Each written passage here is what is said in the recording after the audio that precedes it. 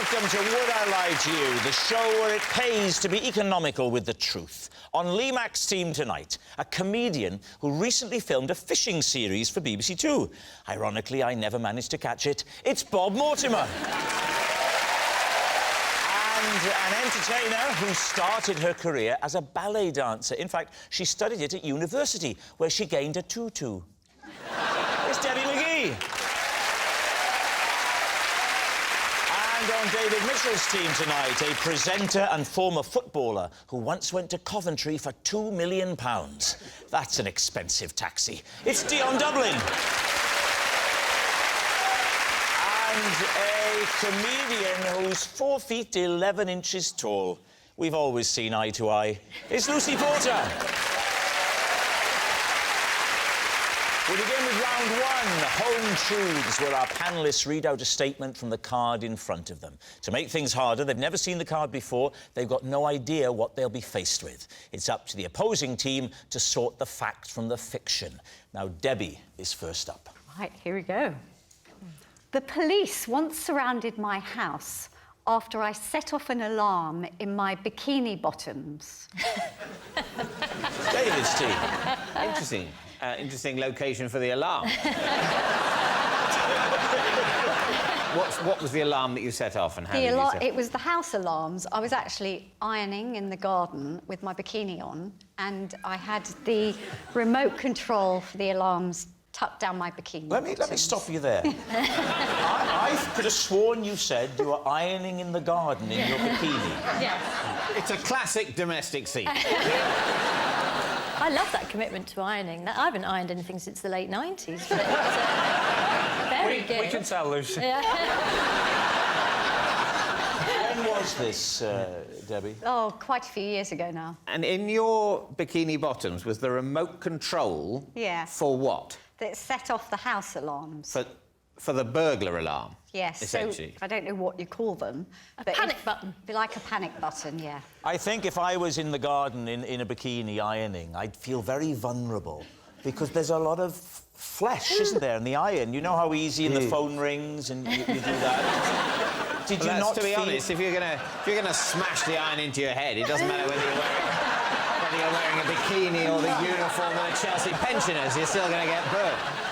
So what happened when you pressed the alarm? Who was alerted and what did they do? So I didn't know because it doesn't set the alarms off. It just rings the police. And so 15 policemen came round the corner. They shouted, "No, start with the collar, then the sleeves." I never tried it again, so I don't know. How did they react? Did they see the funny side? Yes. No, she wasn't facing them. I'm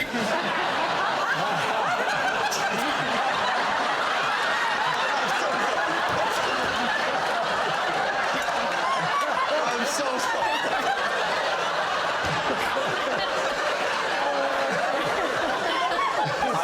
I know that's rude, but I can't quite figure out why. OK, well, I mean, it's elaborate, it's odd, it's unusual. Is it true? In my younger days as a sun worshipper, I would do anything outdoors. When you're young and you want a tan, you just do anything. What do you think? Oh, I think... Wow. You know you had to make quicker decisions on the football pitch, don't you? I think that's true. You think it's true? I think you think it's true? We think it's true. They think it's true. Debbie, truth or lie? It's true.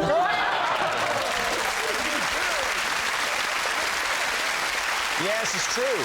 Debbie did once set off an alarm that was in her bikini bottoms. Dion, you're next. Right. I once sneezed so hard in my car, I set off the airbag. Please, team. Wow. That is a big sneeze. Where were you? I was in my car.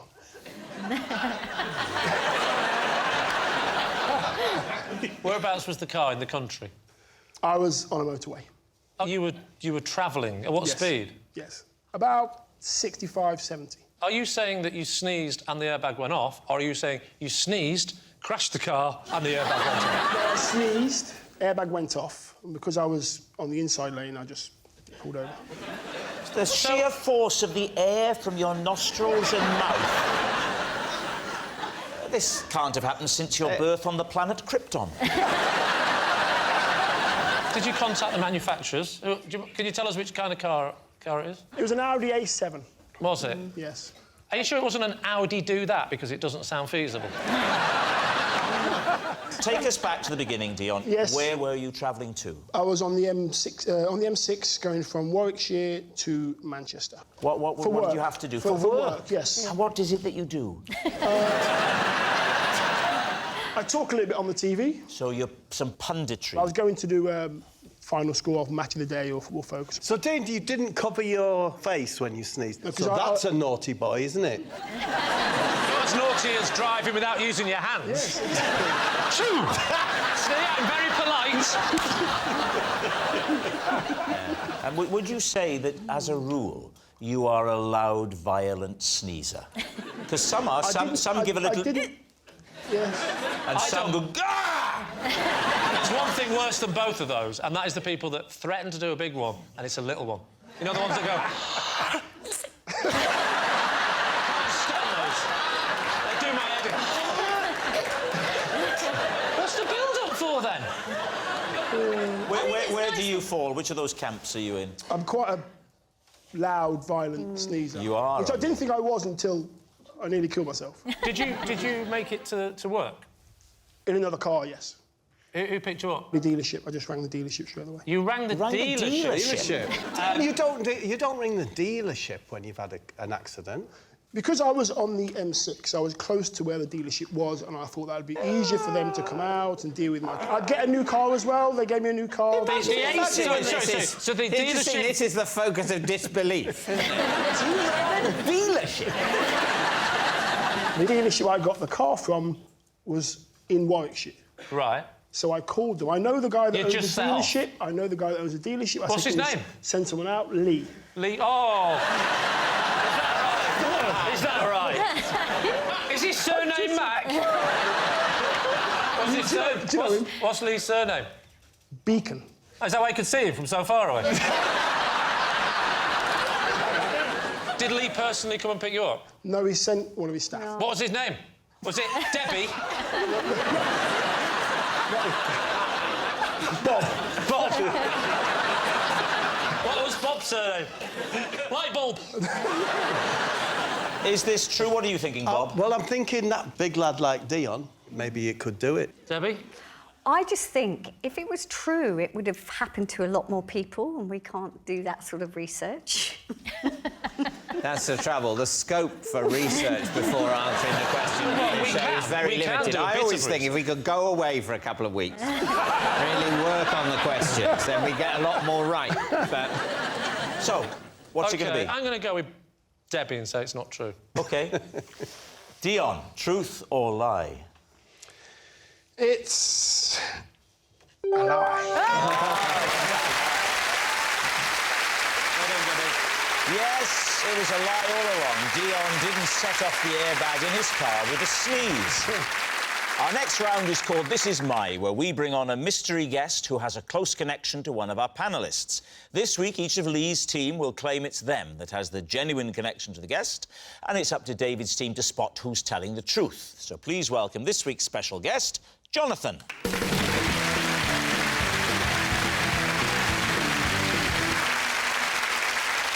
So, Debbie, what is Jonathan to you?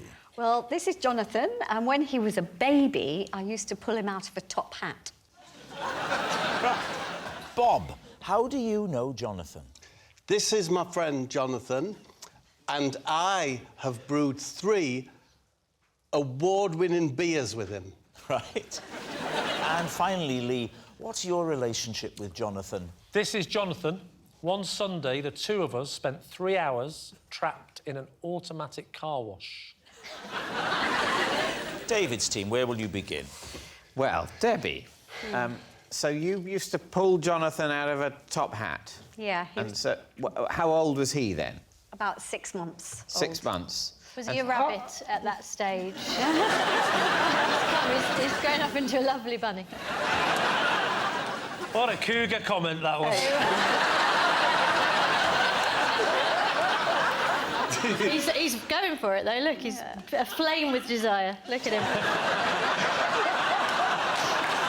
He's got the right hairstyle to be pulled out of a top hat. So, where did this happen? This was in a summer season Where? in Bournemouth. Debbie, how big was the top hat then? It was a prop top hat, so it was a bit bigger than a normal one. But, you know, babies aren't very big. He was only about this big. 6 months, not very big. Yeah. And so... And was he the son of someone else in the summer season? Or No, was he one of the was- Chuckle Brothers' offspring or something?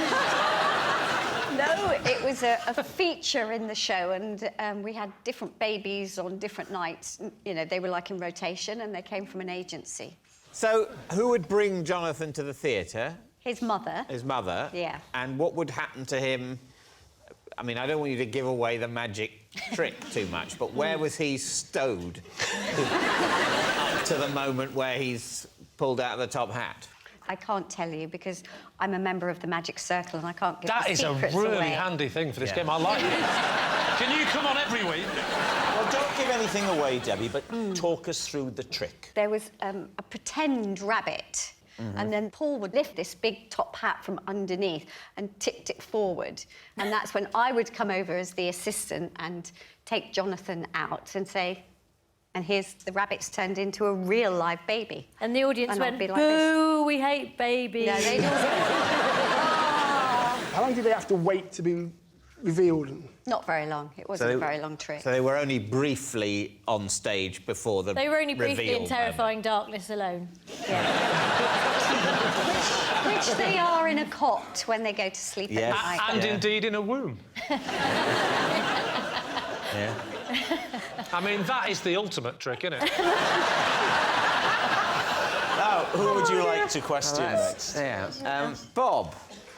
Remind us what it was that you've said. How do you know Jonathan? Because I have brewed 3 award-winning beers with Jonathan. What are the names of your award-winning beers? The one that's my favourite is called Kiss the Alderman. That's an IPA. Kiss the Alderman, an IPA, yes. IPA. Another one was a stout, and it was called Retail Park. Retail Park. And the other one was a lager, and that was called... Not now, madam. It seems funny now. That's why we used it. Not now, madam. Lager. Kiss the Alderman, Retail Park. Can I just say, he's written these down, so I hope you can remember them. How long did you two work together for? About 2 years ago, I was in a field, Dion, collecting some mud to go and bury at home in my garden.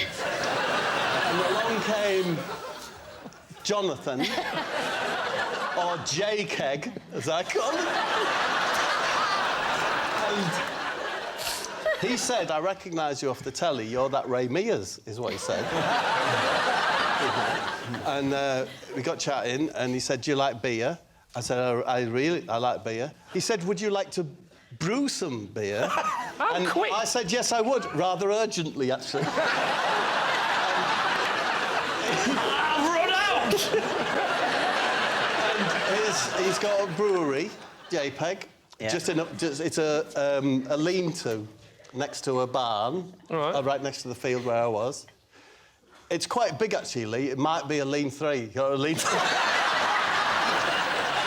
So I went in this marvellous little brewery that I'm imagining, and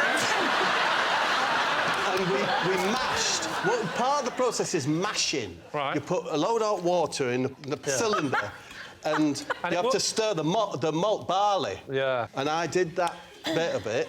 And I thought, I adore this. Is there any way that I could see this process through, and we could call this beer Kiss the Alderman? What is the Alderman? He's an unelected council official. Say, for example, let's focus in on Bolton. Yeah. So if Bolton had a large Chinese community, but there was no representatives, councillors, they would say, would you like to informally nominate one of your Chinese community, and they will become an alderman, and they will sit on the council and be able to represent... Right. No, that makes sense. So we've definitely covered what happens to the Chinese community in Bolton. However, to the beer story. Yeah, so... and that was Kirsty Alderman. So we brewed 1,000 litres, bottled it, and it was the top beer in the Kent Craft Ale Society. Can I ask, my husband is a brewer, what hops did you use? Citrus hops. One of them's called something, and the other one likewise is named as well. I mean, this all checks out. You know what? The thing that is the hipster brewing beard. If you were to say to me, draw a brewer, that's what I'd draw. That's what you draw now. It's very interesting, actually. Now. Whereas, Wow, really? whereas if someone asked you to draw a brewer 30 years ago, you'd draw someone very different, wouldn't you? I'd draw you.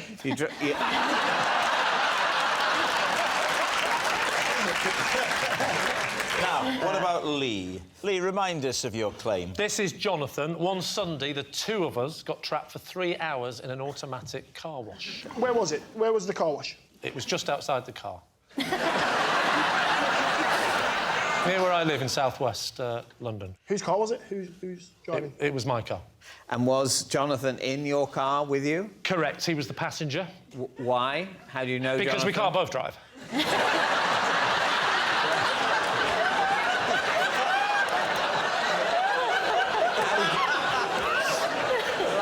How do you know Jonathan? I know Jonathan because we're in the same football team.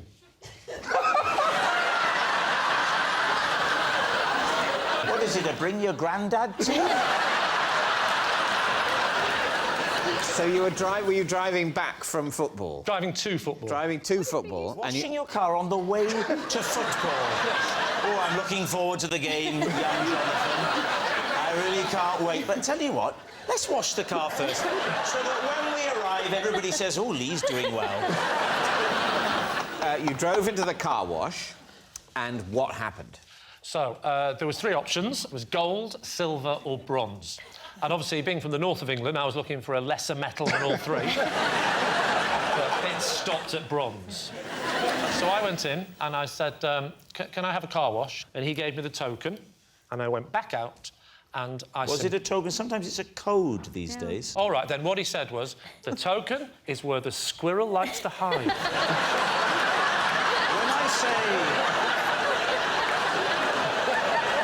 When I say code, I don't mean riddle. I mean a series of numbers that you put into a keypad. On this occasion, it wasn't.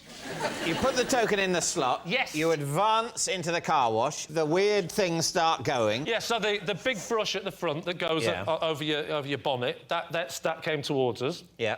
And then the side ones came. It was the side ones that caused the main issue. They got to the door, stopped, and just kept doing that. And we couldn't open the doors. And it did not stop for 3 hours. I know, it sounds unbelievable. What? Why don't you climb over into the back seat and get out one of the rear doors? Because it's a 2-door car.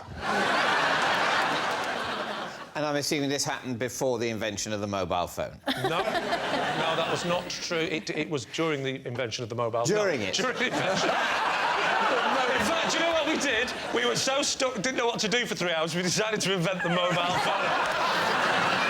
No, it was... his phone was in his sports bag in the boot. Where was your phone? My phone was with me. Why didn't you use your phone? Because the battery had gone. How did you eventually get out? I absolutely screamed and screamed, and this stranger passing by saw a big button on the thing that said, emergency stop. So he pressed the button, and it stopped, and when it stopped, it reset itself back to how it should be. We opened the door, and I went in. And he went, you're back again. I said, yes, that's about my car. So what's up? I said, tell you what's up. The doors are phenomenally clean. All right. We need an answer. So, David's team. Is Jonathan Debbie's magic mate, Bob's brewing buddy, or Lee's car wash companion? I can't believe Lee's story is the kind of story I would have to invent to tell my husband if I'd been in a car with Jonathan for 3 hours.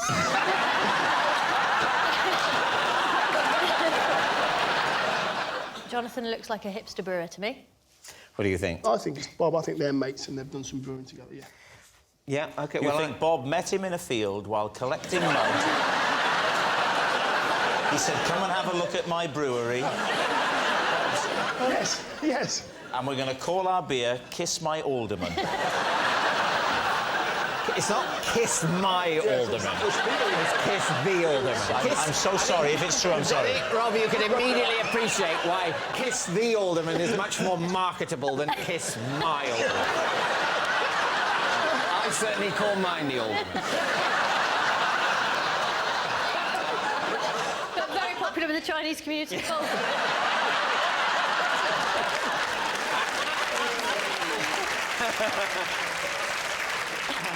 So, David, what are you going to say?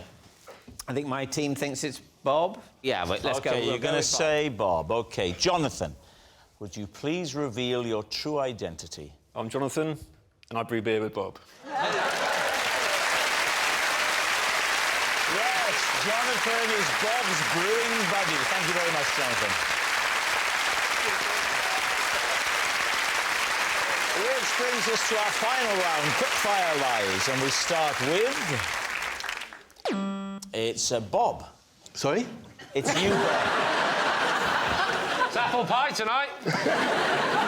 Is it? It's Friday, then? Yes. Following advice from Chris Rea, I always crack an egg into my bath. I've done for 22 years.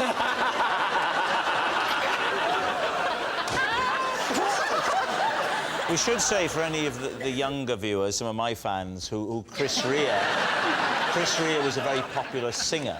When did Chris Rea give you this advice, and in what context? I was making a single for Middlesbrough Football Club's FA Cup appearance called Let's Dance, which I did with Chris Rea. And after we'd completed the recording, he popped me into the bath, and there was an egg. It's an egg in it. He popped you into the bath. It's been a long day. You must be very tired. I'll just pop you into the bath. Yeah. So where was this bath? Was it at the recording studio? It's on a little island in the middle of the Thames. It's as rare as recording studio is. So you've been recording, presumably, in a room without a bath? Absolutely, yeah. And then you finish the recording, everyone's very happy with the track. Yep. And he says, Bob, you look tired. Maybe your joints are aching. This way. No, it's not exactly like that. It says, that's it, Bob, I think we've got that leg. That's your bedroom, that's your bath. I've popped an egg in there for you. Is he Geordie? Yeah. He's like where I'm from, Middlesbrough. Right. But he's much more Middlesbrough than me, like. And why would he put an egg in your bath? What was the thinking behind it? I've never found out. And you've done it ever since. All I know is that I woke up the next morning and I have never felt so alive. Was the egg still in its shell, floating, or had he gone... No, the white had dissipated. Does that work? Yeah. It's fabulous. It's fabulous. It's non-greasy, which is a boon, isn't it? Is it non-greasy? Yeah, honestly. It's less greasy than water without egg in it? Do you have to mix it up, or do you just crack it and let it float? Do you know what? You get in the bath, even in the bath where I am now, and you get in and you really don't want to burst the yolk. So the white goes, but the yolk's there, and you move like that, and you try and get it to come towards like that. And I don't know why, but you just do. Have you ever had it get in your mouth? You get it there like that. And then you get the yolk, and I use it for hair conditioning. Really? I don't know how much hair, but to condition the hair on my skin. So, just going back to the original occasion, Chris Rea had already run you a bath. Yes. Yes. I forgot about that detail.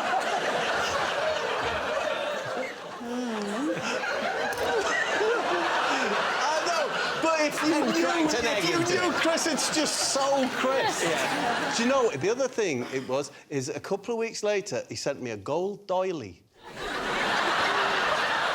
Right. To dry yourself off? I don't know. But so, I'm just saying, these things are just so Chris. Do we think that the way Bob describes what happened to the egg white, is that... He says it just dissipates. Is that If your bath plausible? is hot, then you're going to have a poached white. I'd have thought the white would turn white. And Well, there'd be bits of white. How hot is your bath? Your bath is hot enough that an egg could poach Well, I you. don't know. Your claim is that it dissipates. I'm asking my team whether we believe that it would dissipate. Because if, for example, at the temperature of a bath, say 39 degrees Celsius, the white would turn opaque, then your story doesn't check out. Agreed. Yeah, Absolutely agreed. I think... What do you think, David? I think it's fair to say that if anyone else had made this allegation about Chris Rea and an egg in their bath, we wouldn't be giving it a moment's consideration. Somehow, coming from Bob, it might be true. It's true. I think... You think it's... I think it's true, because he's been about a bit, Bob. No. I think the white would poach. Yeah, Yeah, I think the egg is the the important chemical part. analysis of the behaviour of the albumin. David, honestly, one thing, please don't base it on the albumin whitening. It does not happen. It does not. I can't have a bath at 80+ degrees. Is that the temperature at which an egg white will 80 it'll start at about 80, yeah. Honestly, please don't base it on that. What should I base it on, Bob? George... What are you going to say? Instinctively, I believe it. We're going to go true. You're saying true? OK, so, Bob, Chris Rea, eggs, baths... Is it the truth, or is it a lie? This is awful. I was telling a lie.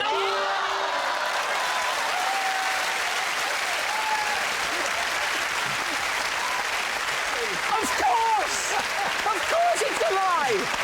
He said Chris Rea put an egg in his bath. Of course it's a lie. It's obviously a lie. Who could possibly believe that? It'd be more likely that someone was stuck in a car wash for 3 hours. Yes, it's a lie. Bob doesn't crack an egg into his bath following advice from Chris Rea. And that noise signals time is up. It's the end of the show. I can reveal that it's a draw. Thanks for watching. We'll see you next time. Good night.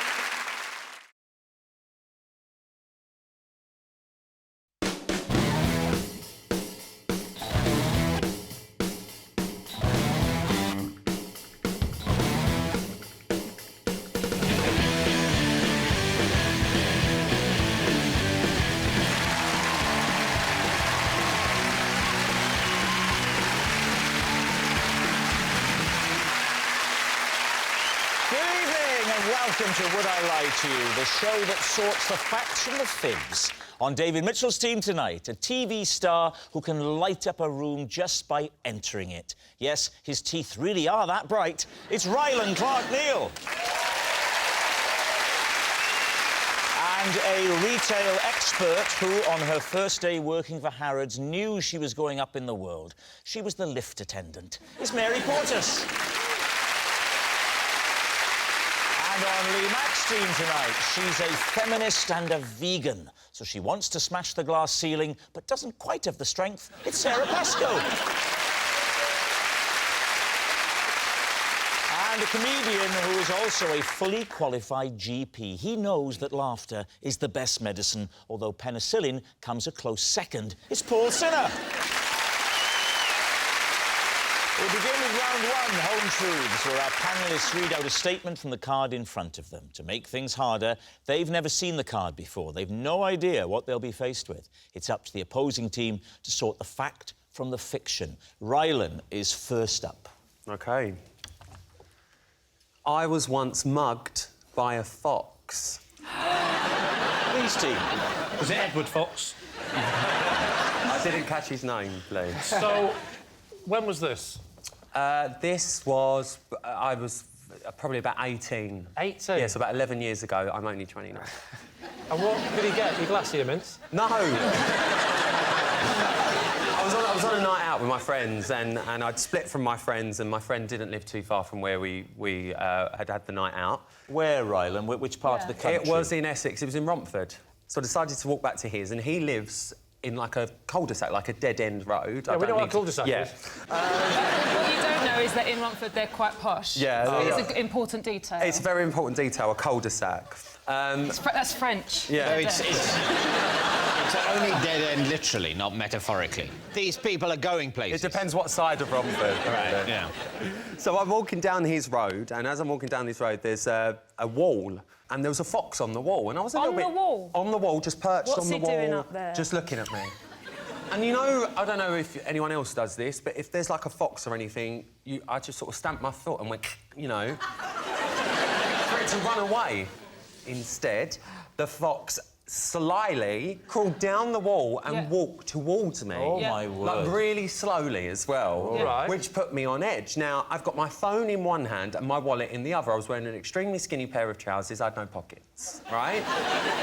So, as I've gone, like, what the hell is going on with this fox? The fox jumped towards me. It leapt off of all of its legs. Yeah. And... Whoa. How many legs? 4. All 4 Can of I its just check? legs. Does that add up? Yeah. OK, carry on. Thank you. And in the ruckus, like the panic, I've gone, oh, and dropped my phone and wallet, and it grabbed my wallet in its mouth and ran away. It ran away with the wallet? It ran away with my wallet in its mouth. When you rang your bank, were there any unauthorised uses of your credit card? Well, it's funny because I did have to ring the bank the following day, and I said, my wallet's been stolen, I need to cancel my direct debit cards. from a chicken coop. And they said, oh, that's fine, we can cancel your cards, but if you could get a crime reference number, because you've said it's been stolen, we need to just log it on the system. I said, yeah, that's fine. So I had to ring the police and describe the assailant. And how did you describe him? Ginger and fluffy. He didn't take the phone, did he? No, I kept the phone. I was very lucky. And did it come back? Did you... No. It never came back? Never found it again, so there's some fox out there having a right old jolly up. What do you think? Could it be true? Did you not make any attempt to chase him, or...? No, I was just in a panic, and I just wanted to get to the nearest point of safety. I think it's a lie. I think it's a lie. On the one hand, I don't think he's telling the truth. On the other hand, I've never got one of these right in my entire life. So, Wow. balancing... You didn't tell us that before we booked you. No. For what it's worth, I've never got anything right on the chase. Neither have I. You surprised me.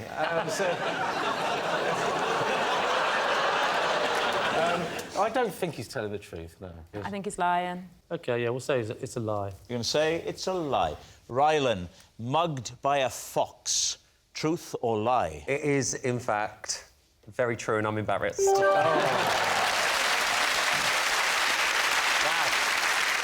true. Rylan really has been mugged by a fox. Sarah, you're next. OK.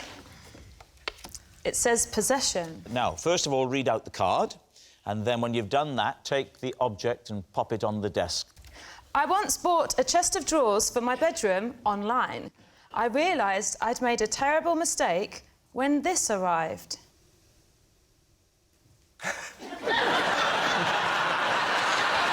David, Steve. Is it a doll's house one, is it? All the evidence is it? there, Mary. No, that's full size. Yeah. She's massive.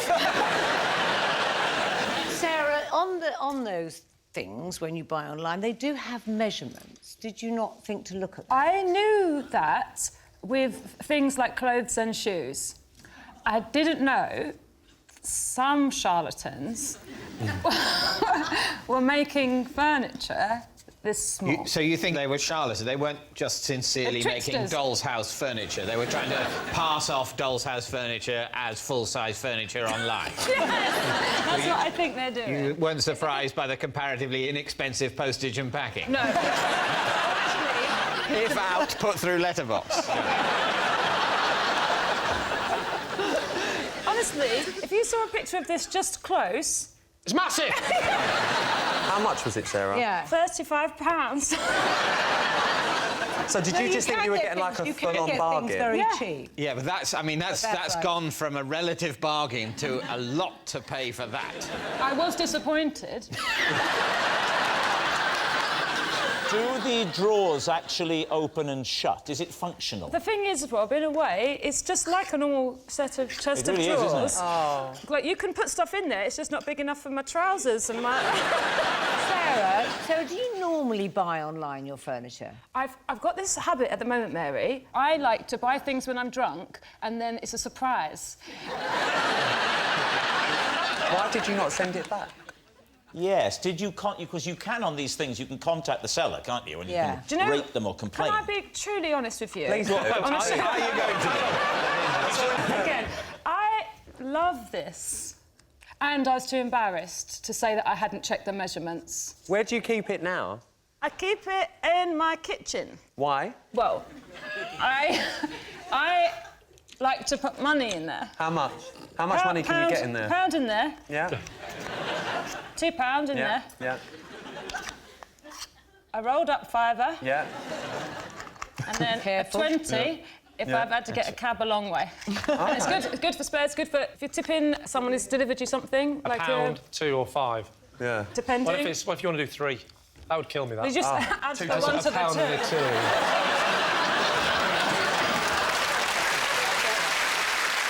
What do you think?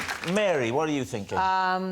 It's a sweet story, Sarah, but I cannot believe you buy when you're drunk. So What about you? I think it's a lie, Sarah. Ryland? I disagree a little bit with Mary because I am a drunk buyer. I do like it late at but I night going, believe oh, I love something like that. But not a chest of drawers. So what are you going to say, David, as captain of your You team? think it's a lie? I think it's a lie. Well, we're going to say lie. It's got to be a lie, then. OK, Sarah. Yep. Truth or lie? OK, I'm very relieved to tell you that it is true.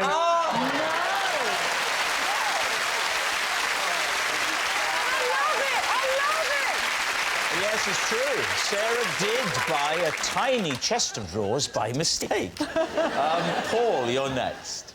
35 quid. Sorry, just 35 quid per one of them. I would rather, when drunk, give up 35 quid for that than panic and give my wallet over to a drunk Is fox. this your... You weren't there, Paul! Every night, to cram in as much learning as possible, I read a book while simultaneously listening to a completely different audiobook. David's team. OK, what was the last book and audiobook simultaneously you read and listened to? It was Trevor Montague's this is the book, Trevor Montague's A to Z of Everything, which is the absolute Bible of general knowledge. And it was the Guinness Book of Records audiobook, but not for this year, but they do for every year since 1956 when it was founded. And I have an obsession with 1984. Why? Why do you do two together? Why? And can you actually feed and retain the information? Well, can you is the question I can't really answer, because general knowledge is basically about learning as many facts as possible and then hoping they come up. But I only really do this in the 2 to 3 weeks before any major general knowledge quiz. Because you're a big quizzer. I'm the 5th ranked quiz in the United Kingdom, which is... All right, don't boast. But then, of course, the other 4, they listen to one, read one, and they've got one on Braille as well. Oh, can I ask you a question? Yes. Can you give me 3 Guinness World Records from 1984, please? I'll give you one that still stands. Robert Pershing-Wadlow is the tallest man of all time, 8 feet 11 3/4. I knew one that. that doesn't stand, that was stood in '84, is the previous year Calvin Smith broke the world record for the 100 metres, just before the World Athletics Championships, with 9.93 I didn't understand a word seconds. you just said. Just trying to answer your question. And the third one is in 1984, Ronald Reagan beat Walter Mondale in the largest percentage of the vote, something like 73.6% of the vote. Is that true? When he beat Walter Mondale in the US presidential election. Why are you asking us? I don't know. I'm very flattered that you think I know about American elections in that much statistical detail. Who was #1 in the charts November 1984? Flex. Well, that was actually May.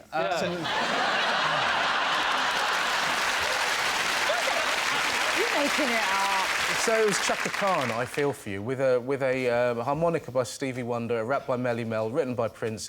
Chaka Khan, I Feel For You was #1 in November 1984. That's true.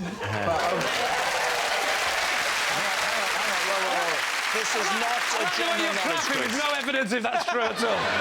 Which Rod Stewart song was a #1 in 1984? Do you mean Baby Jane 1983? Yes, I do. I'll tell you what, I really feel even more stupid that I couldn't add 2 and 1. Where do you do this, Paul?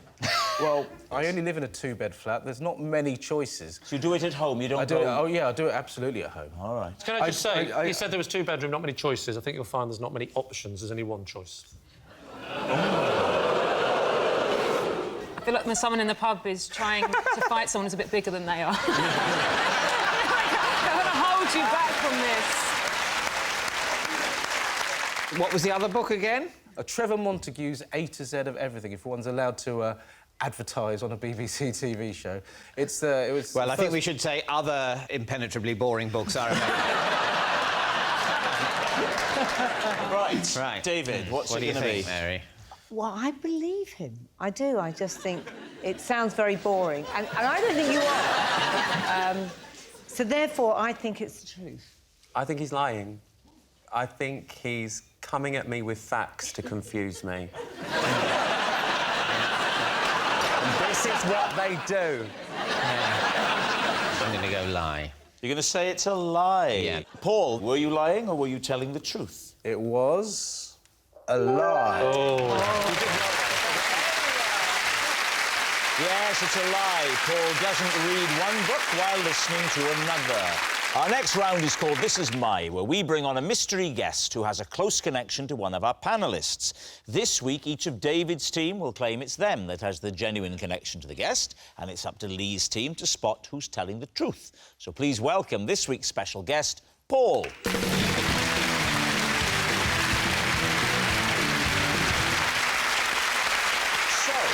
Rylan, what is Paul to you? This is Paul. Paul's my plumber, and he came over to fix a leak, but ended up cutting my hair. Right, so, Rylan's hairdressing handyman. Mary, how do you know Paul? This is Paul, and every Christmas I sing carols to Paul's cows. Mary's festive friend. And David, what is your relationship with Paul? This is Paul, and while browsing in a bathroom showroom, he persuaded me to hop in a tub with him to test whether it would fit him and his wife. Lee's team, where do you want to begin? All right, we'll start with Rylan. When was this haircut? This was Big Brother Power Trip 2014. What did you say before that? I measure years by Big Brothers. Big Brother. How many brothers have you got?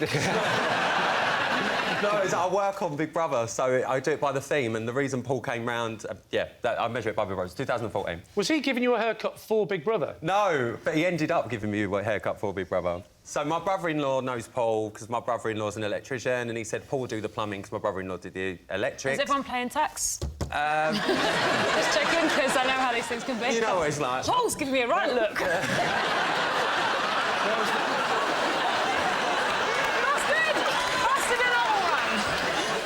Where was the leak? It was basically my shower was dripping, and I'd called my hairdresser Hayley, and because who comes to my house to cut my hair and colour my hair, because this isn't real, guys. Shock. Yeah. And I said, babe, can you come and do my hair? It's Big Brother starts tomorrow. It's the launch. I need my cut and colour done. And she said, babe, I'm in Tenerife. And I was like, are you joking? It's fine. I used to do hair when I was 16. I said, I'll just do my own colour because I've got everything indoors anyway. So I put my colour on, and then when I went to wash my hands, I realised that there weren't no water coming out of the tap. So I rang Paul and said, Paul, come over to fix my taps, and yeah. And then what happened? Well, then basically Paul came over and he fixed everything. Yeah. And I said, Paul, you wouldn't do me a favour, would you? I've obviously got everything at home. All I needed was like my sides and my back just shaved, and I've obviously got the razor. It's like number 4 setting or whatever. Why have you got all the equipment at home? Because I studied hair when I was 16. Can I say one rookie error? With? You. What you've done is you're washing your hands. Everyone, even if they're doing gloves. It, wears gloves. Yeah. So why have you got it on your hands? Because I was colouring my own hair, so I had to do the back. The gloves come in the packet. Yeah, but it doesn't go all the way out there, darling. Oh, so David, when you do yours, do you wear gloves or do you mind the dye going on? I just get a team of people round. I think, you can't afford to take risks with your look. Yeah. So this was one day before you were due to film Big Brother? It was on the Thursday and we launched on the Friday. You let a plumber with a razor blade shave the back of your head before you did national television. Right, it was very, very simple. It was brilliant. Here's a detail then. So, he fixed the water, and then you had a shower to get all of the stuff out of your hair. And Yeah. what did Paul do while you were in the shower? I'd made Paul a coffee, and this is before, obviously, that I took my colour off, and I said, Paul, do you mind just sticking around 15 minutes just while I wash this colour off? I'll dry my hair and we just shave it. This sounds a little bit like the start of Confessions of a Plumber. Oh, Paul, I just need to pop into the shower. Paul came in and there was some 70s jazz music. And what sort of job did he do? Was you pleased with it? Yeah, very pleased. Everyone said my hair looked nice. How long did it we take? did a good job. Like 5 minutes, not even Well, that. it's about 25 minutes if he's a plumber with fag breaks and tea breaks. He didn't react, he's not a plumber. I think he might have died. OK, so, shall we move on to Mary? Mary, yes. Mary, Just remind us, Into Mary, cows. what is it that you claim here with Paul? I sing to Paul's cows at Christmas. Oh, yes. Right, what do you sing to them? Away in a manger. You sing Away in a Manger to them, Yeah, and what's that one? Well, you should know, you do it every year. Cattle are lowing the babe. That one, the baby That is away. Away in a Manger. Yeah. That's away. And, Yeah, that one. I sing that one. I suppose the big question has to be why. Well, because apparently they really like it. I'm not a particularly good singer. I'm not a particularly good singer, but they like being sung to, and it's a kind of. Well, why do they like being sung to? They find it very moving. Yeah, and Is there a reason that he chooses you as opposed to somebody who admits they can sing well? well, no, it's not just me. I'm part of the community who, live near Paul, and, we all get together to sing. What's the actual purpose of this? Lots of things. You give thanks, it's Christmas. And probably, that the cows are going to be in for the chop. Well, I was about to say, if you really want to thank the cow in a way that would mean something to the creature, you've got to let him go. Well, That doesn't make any sense at all. What are you thanking them for, then? Yeah. The thing you're thanking them for, you then don't get. The key thing is what you're thanking them for is their forthcoming deliciousness. You've got to do it in advance, because afterwards they can't hear you. he's really caring farmer, I have to say this. He's, a Tell that to little the bit of a cows. hippie. And I'm a bit of a hippie, and we connect, and we sort of think, this is a really lovely thing to do. Not so much of a hippie that you don't mind killing the cows. Hippies can kill cows. You probably don't kill the cows I yourself. don't You kill outsource them. That's the system. I don't kill them. Don't kill the cows yourself. I sing to them. That's very messy and upsetting. Send them to an abattoir. A lovely abattoir. A pampering abattoir. It's like a spa, but with knives. Right, what about David? So, David, remind us again. While browsing in a bathroom showroom, Paul persuaded me to try out a bathtub with him to see if it would fit him and his wife. Right. Okay, so How did he approach you? What was the conversation? Well, he approached me and said that he recognised me from the television. Right. On which I have appeared. Oh. You had your I'm David Mitchell T-shirt on again, did you? What were you shopping for that day? A small basin or sink. A small one? A small one. Don't want to treat yourself? Like those guys.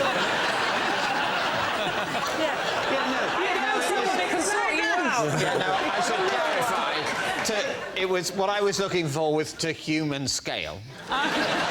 David, what was going through your mind when a complete stranger walks up to you and says, I know you from the telly, will you get into the bathtub with me?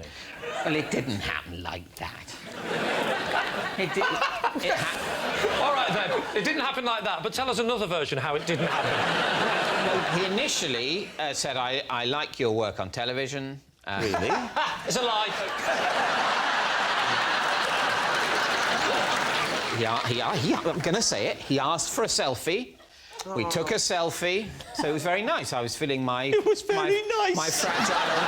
Yeah, it was nice. Look, it's not an accident we're in this business. On some level, we have an emptiness inside that we need to fill with the approval of strangers. And a little bit of the approval of a stranger was making me feel a bit better about myself. Thank you very much. And David... Albeit briefly, and then it turned out he had an ulterior motive. David, I need you to act this up because we're all talking about this like it's sensible. That it's too intimate, unless... We were clothed. I know. I want to know which way round. Did you sit opposite each other with your legs No, we both sat at the same end. So you were spooning you? No, of course we sat at opposite ends. Did you choose the tap end or the non-tap end? Ah! The tap was in the middle.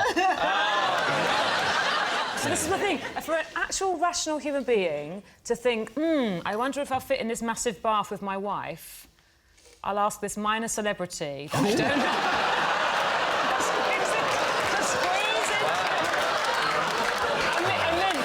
Look, Elton John was in the shop and he'd said no.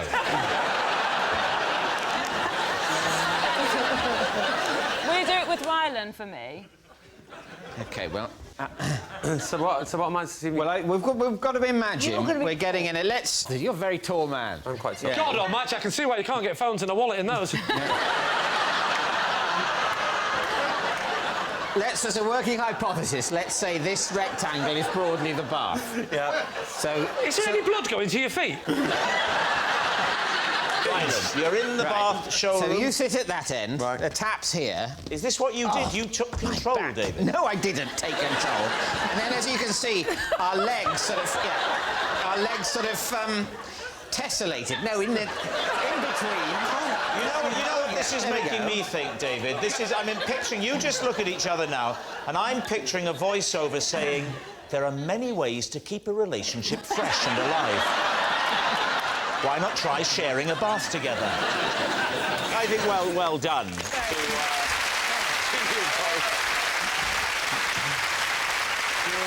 Right, now then, we need an answer. So, Lee's team, is Paul Ryland's hairdressing handyman, Mary's festive friend, or David's bath buddy?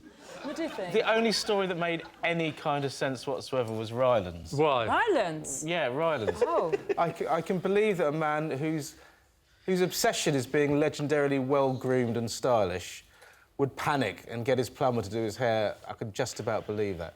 I've been looking at Paul while everyone's been talking, and he really did light up during David's story. Like, he was really enjoying it, like he was a fan of David. Or it might be the first time he's heard it. It's true. It's true as well.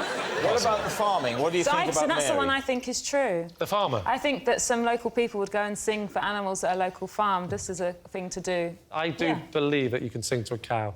I believe slightly more that somebody would have their hair cut by a plumber. However, not him.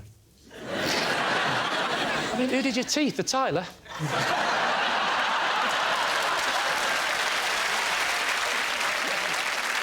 Go on, then. We'll say Mary. You're going to say it's Mary? OK.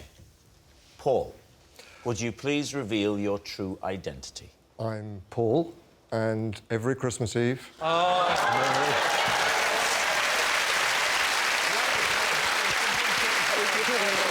Yes, Paul is Mary's festive friend. Thank you very much, Paul. Which brings us to our final round, Quickfire Lies, and we start with... It's Mary. If I have learned one thing from my many years in business, it is this. Never trust a man in a floral shirt. Right. Lee. What is it about men with floral shirts? Well, they're trying to make a statement. What is that statement? The wrong one.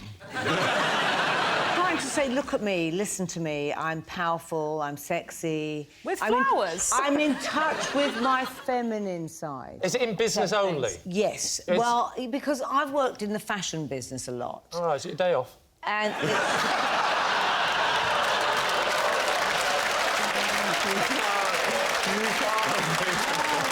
You started it! I wasn't talking about you, Lee. I would never do anything like that. I really wasn't You said a man in floral... In business. In business. You don't do business, do you? I do business. Pitch something to Mary and see how she OK, reacts. yeah. All right, Lots of hello. money. After a toaster. So invest in my company. Will you invest in my company? I haven't sold many toasters recently. I think it's my attitude. Is your bread not hot enough. What are you trying to say? You just make it look like you'll get your money back 20% on every pound you... Do you want to buy my toaster? If you sell my toasters in your shop, Yeah, I'll let you... A pyramid scheme, yeah, What? good. A pyramid scheme, that's good. If you were to get loads of them, you could put them in the shape of a pyramid and we could... Maybe the Egyptians would buy them. When you say, if I have learnt one thing in business, are you implying that you've only learnt one thing in business? No. I've learned quite a few things. OK, so if you've learnt two things in business, what's number two? Never work with comedians. Right. What do you think? Is she telling the truth, Lee? Well, it could be true, I suppose. What do you think? I don't think it's true, because I don't think Mary judges people like that. I've got nothing against his shirt. He's a comedian. Yes. I get it. This is men in business. I mean, show business. So there is a difference. No, there isn't. There's no other business like show business. There's a song about that I heard once. So, do you think Mary is telling the truth? Truth or lie? So we're saying... I think it's a lie. Lie. It's a lie. You're going to say it's a lie. Mary, better up, truth or lie? Oh, it is indeed a lie. Oh. Yes, it's a lie. Mary doesn't distrust men in floral shirts. Oh, and that noise signals time is up. It's the end of the show. And I can reveal that Lee's team has won by 3 points to 2. Thanks for watching. We'll see you next time. Good night.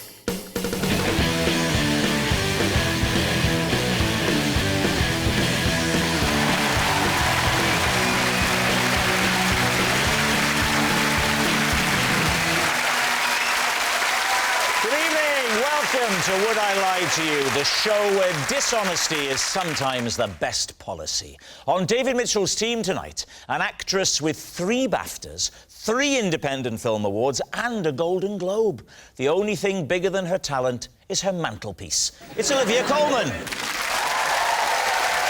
And a singer-songwriter who recently became a father, which explains why he was so keen to come out tonight. It's Aston Marigold.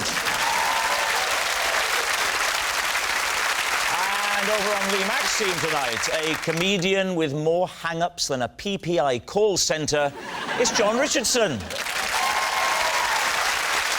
a TV presenter who loves rare animals. Personally, I prefer mine well done. It's Michaela Strachan.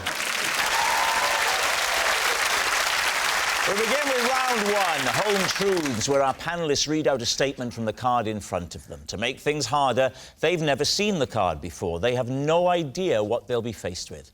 It's up to the opposing team to sort the fact from the fiction. And John is first up tonight. After just one lesson, I had to give up learning the guitar because I found my teacher too good-looking. David's team. How old were you when you had these lessons? 30... something. I'd say it was 3 years ago. It's well known you can't learn anything after the age of 27. That's it. Whatever you can do when you're 27, that's what you do. Forget anything else. How is parenting going, Dave?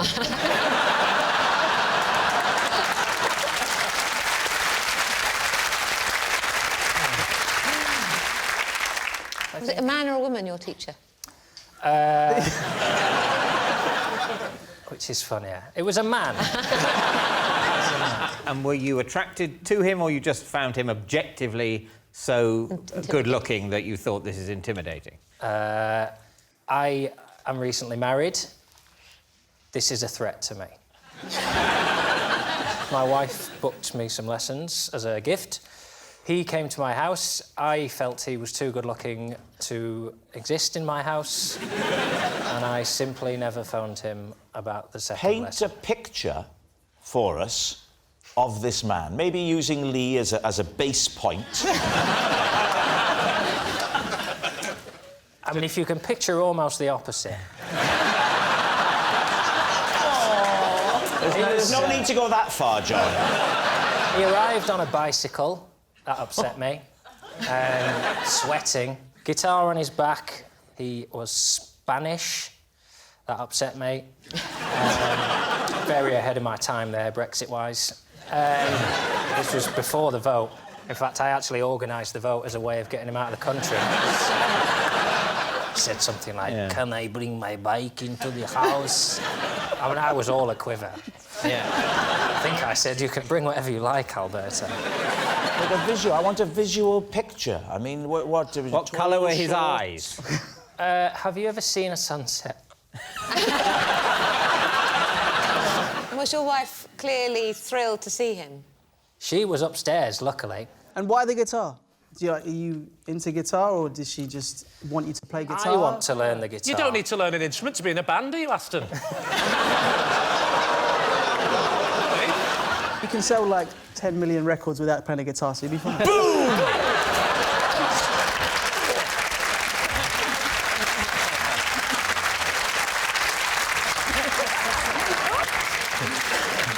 What do you think? Is he telling the truth? Oh. What do you think? Well, I did think it was the truth, because the little I know of you, you seem like you could be worried enough to feel that. What do you think? I don't know. I'm not sold. So if you could move to true, that would really help me out. For you, I'll move to true. Oh, Brilliant. no, the pressure. That means I don't have to think. True. Yeah. Saying true. John, come on. Truth or lie? It is true. It's true. John did stop having guitar lessons because he found his teacher too good-looking. Olivia, you're next. Possession. Ah, right, OK. There's a box under the desk. Now, there's a card inside it. Could you read the card out first? Then, when you've read it, take the item and place it on top of the desk. Whenever I need to cry in a scene, I ask the director to hold this up behind the camera. There's something about it that helps the tears to flow. OK, and then take out the object and just pop it on the desk.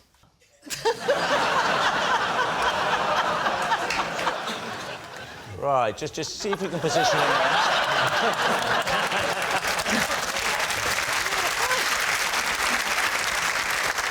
Please, team. What is that? It's a cat. It's a But he glove looks a puppet. bit like he's been treated badly. Well, he has been treated badly because someone's cut his back legs off. I know. And how long have you had this badly treated cat? About 20 years. So since you were about 7? No, I was only joking. Why? David will remember him from various scenes in Peep Show as well. Oh, this is good. I've never seen this done before. Dragging a teammate into a... So he would sometimes hold the cat. So maybe it wasn't the cat that made you cry. Maybe it was... I've never thought that through. Yeah. I wasn't on set for Broadchurch, so... But the cat is called David, so maybe I've never made that connection before. So is David Tennant holding that up in Broadchurch? It's the director, normally, behind the camera. Right. But And why is... Look. I know. Could I have David? Okay, please? just be nice Not to you. him. Thank you. What if you two were to sort of improvise a dramatic scene? Right, you're telling David, he's playing your husband, ludicrous, that you've met another man and you're going to leave, but you're sad because you have 6 children, you're going to miss them, it's not going to be easy. Ooh. I, at a given point, OK. will pop it up, and when I pop it up, I want you to let the tears flow. OK. Whenever Rob pops it up, a woman cries. I didn't hear that. I only assume it was very insulting. It'd be something snide. OK. Off you go. OK. Hello, darling. Hello, darling. I'm afraid I'm running off with Alberto, the guitar teacher. Alberto? What, even after I voted for Brexit? I just couldn't help myself. If only they'd trigger Article 50 more quickly, he'd be gone by now. I'm getting some political satire in. Are you all right, darling? Yes. Sorry. I will try and keep it together. I'm really sorry.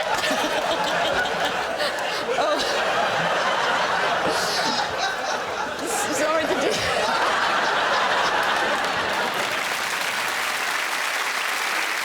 Is it possible to look at the cat to see if it looks 20 years old? Because I think If you throw him to me, I'll throw him over to John. No, I'm not throwing him. Don't worry, he'll land on his feet. To be gentle. Thank you, Aston. That's very kind. Oh, did you see that? That was a good catch. Quite good, wasn't it? Is that what you do on Spring Watch? You just pull the blue tits out of the sky. Let's have a look at this blue tit. And now an owl. He looks a bit manky. He looks really battered. manky. He looks battered. But Can you smell it? Go on, have a sniff. 12 years old. So what do you think? Truth or lie? Michaela? I think you're way too good an actress to need something like that. So you say it's a lie? I think it's definite. I think I would have read it in an interview. Yeah. So you're saying it's a lie? Yes. OK, we'll say it's a lie. You say it's a lie. Olivia, was it the truth or was it a lie? It is, in fact, a lie. Oh, thank you. Yes, it's a lie. Olivia doesn't ask the director to hold up a glove puppet to make her cry. Our next round is called This Is My, where we bring on a mystery guest who has a close connection to one of our panellists. This week, each of David's team will claim it's them that has the genuine connection to the guest, and it's up to Lee's team to spot who's telling the truth. So please welcome this week's special guest, Justin.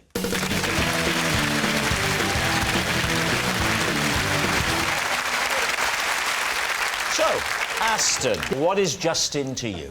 This is Justin, and once I did a backflip in a supermarket and landed in his trolley. Good luck with that one, Aston.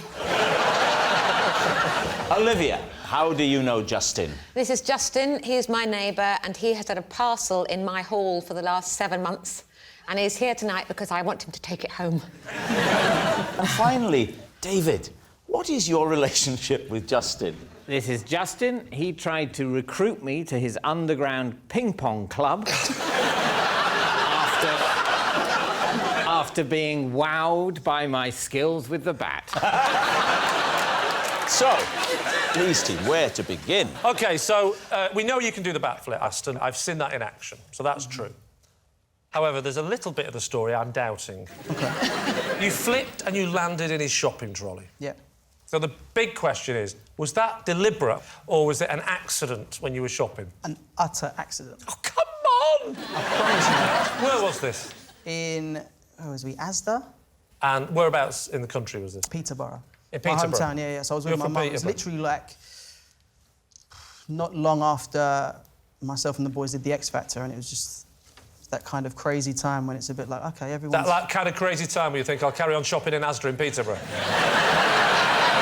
Why would you be doing backflips just casually in a supermarket? I mean, that's the bizarre bit, isn't it? Basically, some guy and his daughter just, oh, would you do it? Would you do it? Oh, she's a big fan. And I was just like, I mean, I'm in a supermarket. It's... Were you on your own? Oh, no, it was with my mum. To my knowledge, there are 2 parts of a backflip. The second part is doing the backflip. The first part is having a quick look behind you to check there isn't a trolley or something like that there. Exactly. That's not part of the backflip, is it? You can't say there's 2 parts of a backflip. The second part is doing the backflip. You could say that about anything. There's 2 parts of writing a symphony. The second part is writing a symphony. The first part is the day before you write a symphony. It's hard to believe that an experienced backflipper wouldn't at some point have learnt to just have a quick... It's actually on YouTube. It's on YouTube? You can check it. I can check it? Yeah. Well, then stay there. This is one of the easiest rounds we've ever had. I've just checking it now, Aston. We'll use that for proof later. It would slightly be not in the spirit of the game, Lee, to... And also, it's not going to work on my hand, is it? That's not You see? Better actor than you thought, Rob.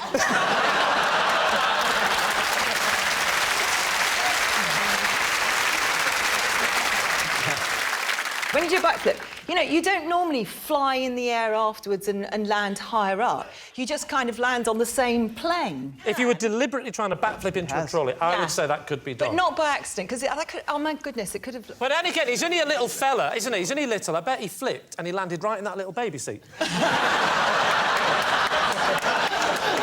And then off he went and started his life with a new family. Are you claiming that you landed on your feet?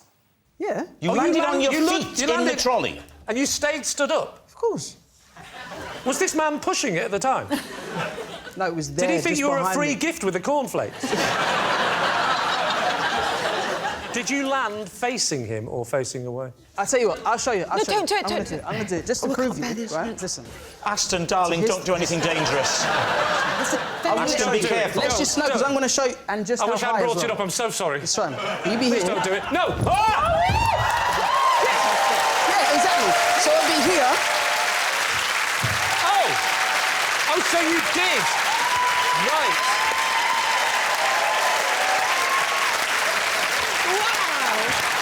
I'm sorry, I take back everything I've said. However, you're still lying. Well, what about Olivia? OK. Oh, I've forgotten what she said. Olivia's got a package in her hallway that she's had for 7 months that he should have collected from her, and I'm quite annoyed by that already. When you say neighbour, you mean actual neighbour or Not communal... my immediate neighbour on either side, but he's 3 down the road. OK, and so he wasn't in and the package came to you with a little card or whatever posted to him to say where it was. Have you still got it? Yeah. Well, it's here in my dressing room. Why has it been 7 months? I don't know. I know he's a wildlife photographer, so he probably travels a lot. And when I've taken it to him, he hasn't been there, so I've left a note. It's still here. And then he's missed me and left a note going, I came, but it wasn't there. And in the whole 7 months, has he ever left a note to say, sorry, tried to catch... Oh, yes, 3. What did the note say? Sorry. That was it?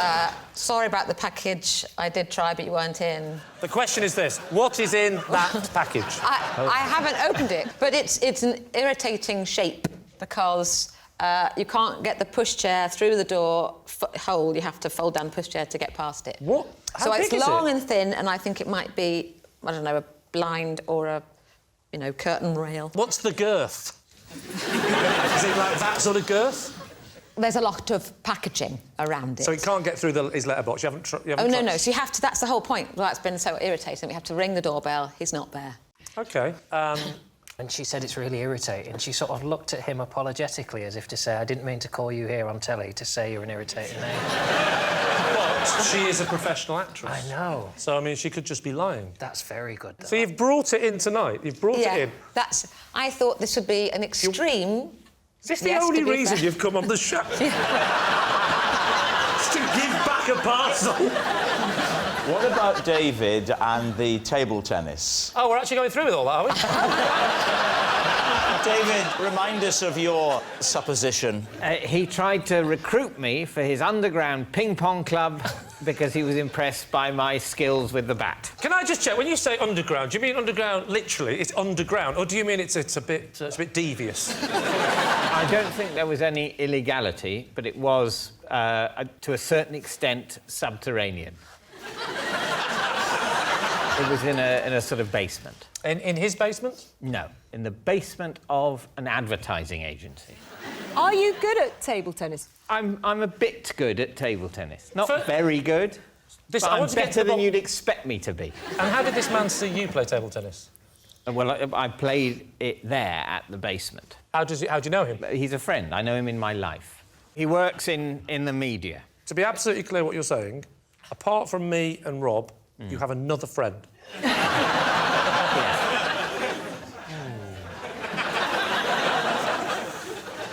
You said, David, in your statement, he was wowed by your table tennis. Yeah. I've seen you play table tennis, but I don't picture you as being particularly adept At any sport. You don't mind me saying that? Oh, don't I? OK. Good to know, because I was wondering what I was experiencing. But Talk me through your serve. Well, I sort of go... That's a bog standard. You don't do... No.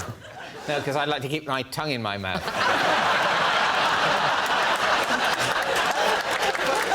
Right, ready? Ready? OK. I played it to your forehand, you idiot. Well, I couldn't see the ball's invisible. Because you're not an actor of sufficient imagination, are you? If you were a better actor, Rob, you'd know which side that you serve. Do you want me to serve to you, David? What, don't stop playing with him? No. It's all right, we can get it over. No. Stop it. Give me a bat.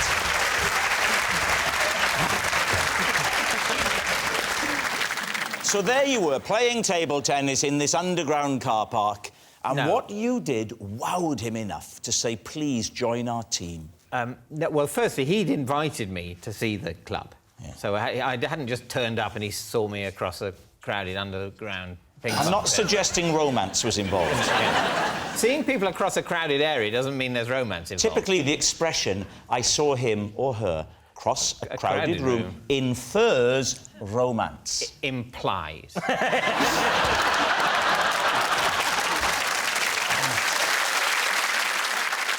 Well, we need an answer. So, Lee's team is Justin, Aston's shocked shopper, Olivia's neglectful neighbour, or is he David's ping-pong pal? I think anyone that's prepared to stand there that long while all this is going on is a wildlife photographer. Or one of the others, and he's been told to stand there for that long. If what you're saying there is true, Michaela, then we've had a wildlife photographer on every single episode. Do you know what he doesn't look like? A man who shops at Asda. He has got Waitrose written all over his face, hasn't he? I think Olivia's story is very believable. The apologetic look when she described him as an irritant is either the greatest piece of acting of my generation or a typically British response of, I've got my neighbour on telly and told the whole country how annoying he is. I'm torn, but I'll go with Olivia, then. You think it's Olivia? Right. Justin, would you please reveal your true identity? I'm Justin, and I tried to recruit David for my underground ping-pong club.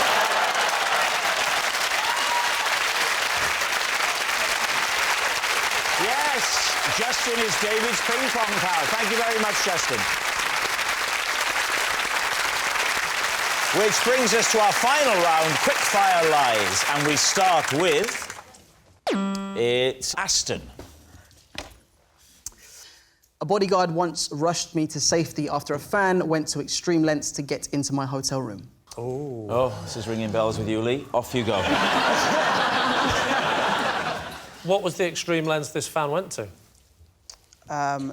Basically, we unloaded our suitcases off the tour bus and she had got herself into a suitcase and planted it. Was she called Mrs. Houdini? What are you talking about? Obviously, she's like someone must have put her there. Was it zipped up? I think so. So I'm picturing it more like Scooby-Doo, like a potato sack tied with rope, and it's sort of moving. And they're saying, whose bag's this? And she said, no one, just take it to Aston's room. Was it a woman or a man? Oh, no, we were told it was a girl. So you never saw this girl? Might you have packed her in the previous hotel? You know, it's a bit of a crazy night and you're packing your stuff, and the next thing you know, she turns up at the next Premier Inn. Yeah, no. Did you get any description of this girl? She was all right, apparently, but that was...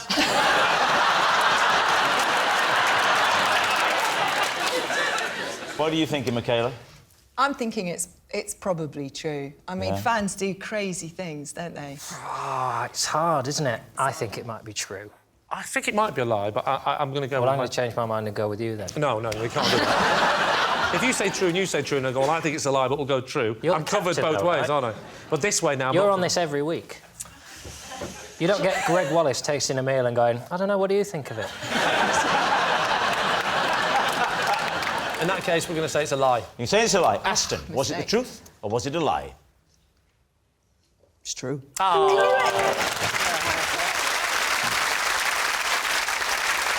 Next, it's Lee.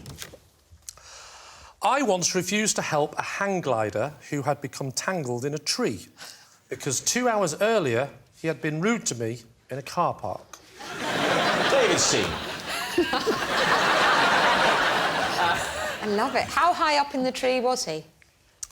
He was about 2/3 of the way up of the tree.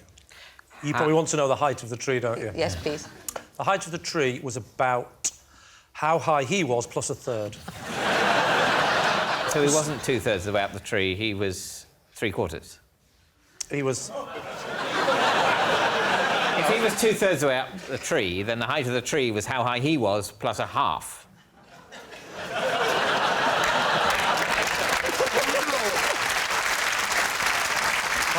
That is a fair point, isn't it? He's made you look an idiot. Yeah. Where was the car park? The car park was just near a cliff. Right, yeah. What was the altercation that you had with him? He took the last space that I considered my space. Because I got to the space in the car park, and I did that thing where I was waiting with my hazard lights on. Yeah. He came around the corner, and just as the person pulled up, he pulled straight into the space. I got out the car, I would say menacingly. I approached his car. He got out the car, bigger.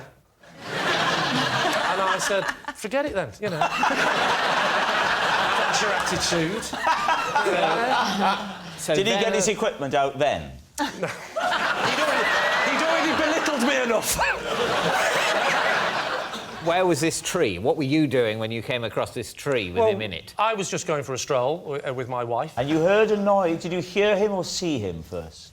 I heard him first. You heard yes. him. What was the sound that you heard? You're talking to your can you imagine wife. a kite hitting a tree, times that by 50, and then add a human?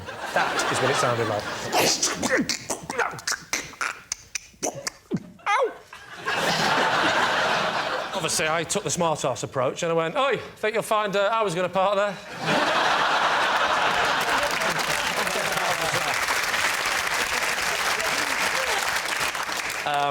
What did he say? He went, help! Can you... Oh, help! And I couldn't see him at first because it was just a sort of mess of tree and hang glider and... What sort of tree was it, Lee? It was a big one. No, trees have names, don't they? Brian, was it the an big oak tree. or a birch or an ash? The species of tree. I'm going to go for oak. But was it an oak? No. Look, I'm walking along with my wife. Ba, ba, ba, ba, ba, ba, ba. Ah, crash! Pow! Wow! Is that an oak? That's not how conversations go, is it? You're going, there's a man in a tree fighting for his A life. man in a tree shouting, help, help, Help! help me, help. I'm stuck in an oak, I think. And what did you say to him as he shouted That's help? not an oak!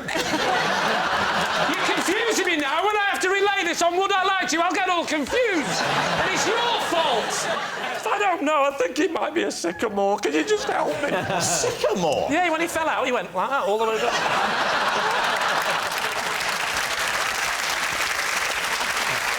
And what did your wife have to say about this? My wife said, we must help him. And I said, I refuse. I absolutely refuse. And she just went along with that? Nope. She climbed that tree. Yeah. She climbed that tree. With her bare hands? No, she got human hands.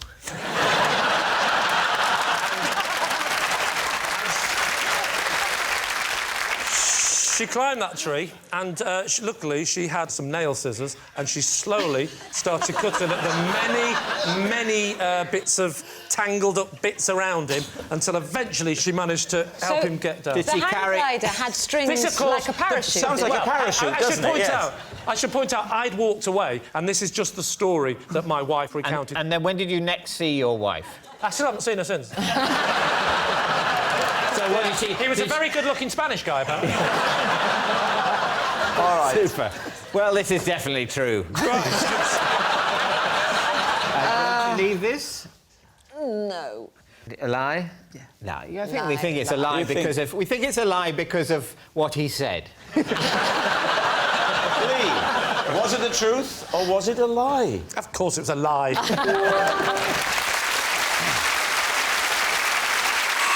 Well, that noise signals time is up and it's the end of the show, and I can reveal that David's team has won by 4 points to 1. Thanks for watching. We'll see you next time. Good night.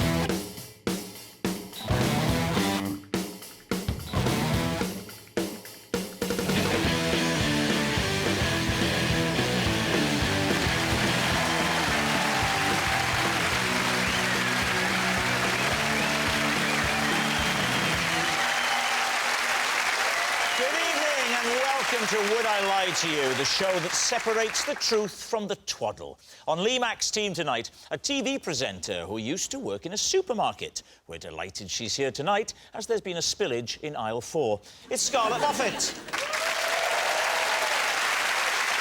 And one of the BBC's top weather presenters. And if you're looking for today's forecast, a nice outlook with some hot air to the west and damp patches in the east.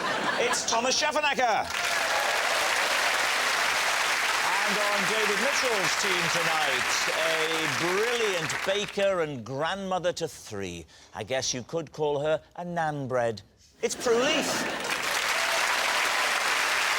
And a grime artist who invited Ed Sheeran to become godfather to his daughter. An act which is as touching as it is financially shrewd. It's Big Nasty. We begin, of course, with round 1, Home Truths, where our panellists read out a statement from the card in front of them. To make things harder, they've never seen the card before. They've no idea what they'll be faced with. It's up to the opposing team to sort the fact from the fiction. Scarlett, we're starting with you. I once kept a fish in Ribena. Right. David's team. A live fish in A Ribena. live fish. What fish was it? Goldfish. What did it die of? Diabetes?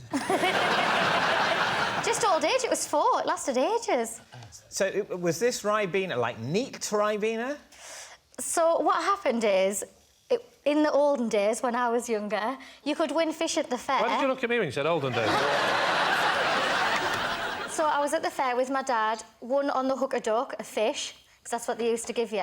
And then on the way home, as I am very clumsy, I dropped the fish on the floor, and the only thing that we had was a carton of Ribena. So my dad ripped it open, half of it with his teeth, popped the little fish in, took it home. So how long was it in this Ribena? About a good 15 minutes. Or a traumatic 15 minutes. I've seen your dad on Gogglebox. Yeah? He doesn't strike me as the kind of man that's ripping that Ribena off. Whose team are you on? I think he's just going to, like, squash it and buy a new one. Oh, no, because we love animals and fish and that. You can't just kill a fish. I mean, I have to say, you can just kill a fish, and there are many restaurants that trade pretty much exclusively on that premise. No, I know, but to, like, kill it... I mean, if you think you're going to these places and they all died of natural causes, then... Sorry, we're not frying tonight. We're waiting for a cod pandemic.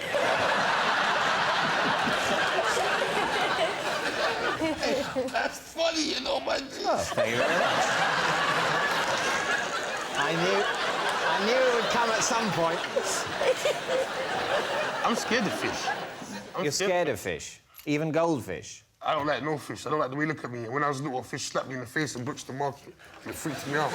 I don't think the fish slapped you in the face, Nasty. It slapped me in the face. No, it was a person slapped you in the face with a fish. No, the fish jumped up and it slapped me. I sit corrected. I don't care that we're on TV. I don't care that we're on TV. I've got to tell the truth, yeah? I was with my mum and dad in Brixton Market. And I was like, oh, fishes. Walked over there, they was all on the ice and that. So you go over there thinking, wow, dead fish. touched it and jumped up, slapped it. Yeah? Then Usain bolted it. Yeah, Mum had to put in a run. Seriously, stop. I think this is the truth. What are you thinking, Prue? Does it strike you as true? I think Scarlett's a fantastic actress, Isn't she? isn't she? And it's just a lie. A lie. Nasty, what do you about think you? it's true or a lie? Hold on, let me tell you to Poirot. Well, monsieur, it seems too good to be true. Mademoiselle is lying.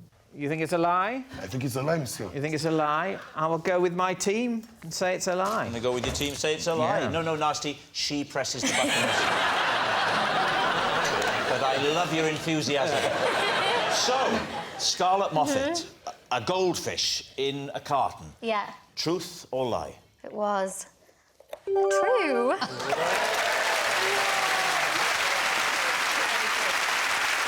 Yes, it's true. Scarlett did once keep a fish in Ribena. Thomas, you're next.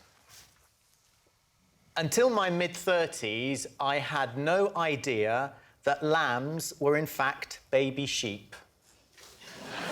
David's team. Until your mid-30s? How old are you now? I'm in my late 30s. When you're on television, you refer to it as the mid to high 30s. Why don't you do that with your age? How did you learn?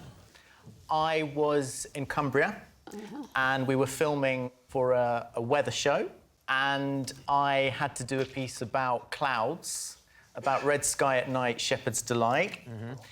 I've never understood the phrase. Why is it so specific to shepherds? Nobody, everyone likes the sun, no one likes the rain. Because the shepherds in particular, though, they spare a thought for the shepherds watching now. They're out in all weathers. What about the hang gliders? Red sky at night, hang gliders delight. Red sky in the morning, hang gliders warning. Hello, can you help me? Excuse me. Big Nasty. I'm black. I don't understand none of that stuff what you're talking about. You've never heard Red Sky at Night, Shepherd's Delight? No. Red Sky in Morning, Shepherd's Warning. This is what's called middle-class rapping.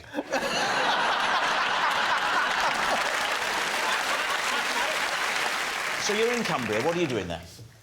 So we've been filming the whole day, and I've been walking amongst these animals. I mean, they were... Hey, they're called northerners.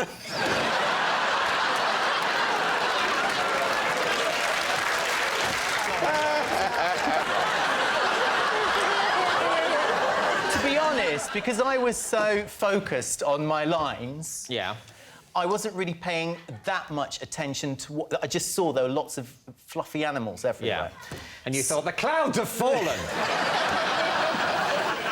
So we're sitting there, and the farmer and his wife are saying that they do a programme called Lambing Live. I said, why is it that it's called lambing? And there's this sort of silence there for a bit. And said, the camera crew were looking at me thinking, what are you talking about?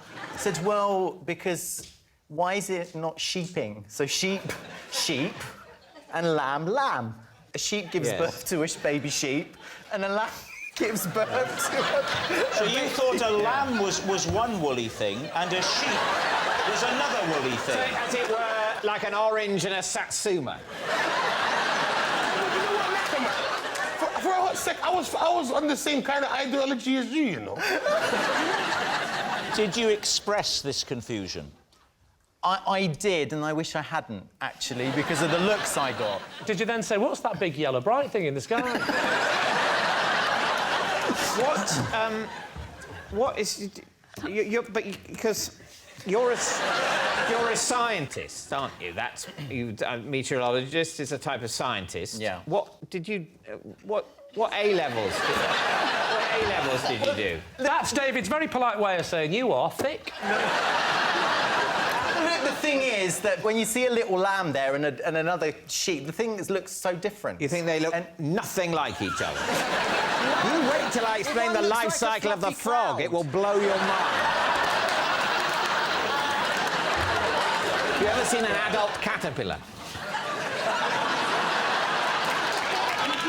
Oh, yeah, that's a...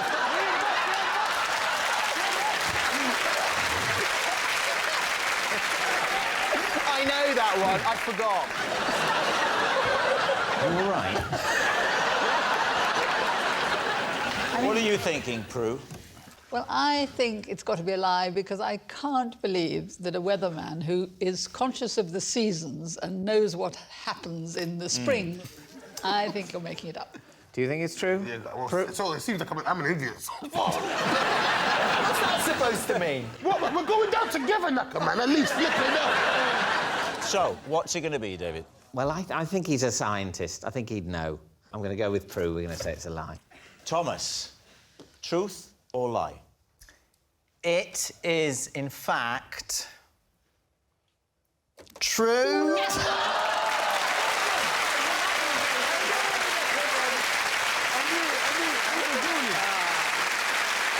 next round is called This Is My, where we bring on a mystery guest who has a close connection to one of our panellists. Now, this week, each of Lee's team will claim it's them that has the genuine connection to the guest, and it's up to David's team to spot who's telling the truth. So please welcome this week's special guest, Zoe.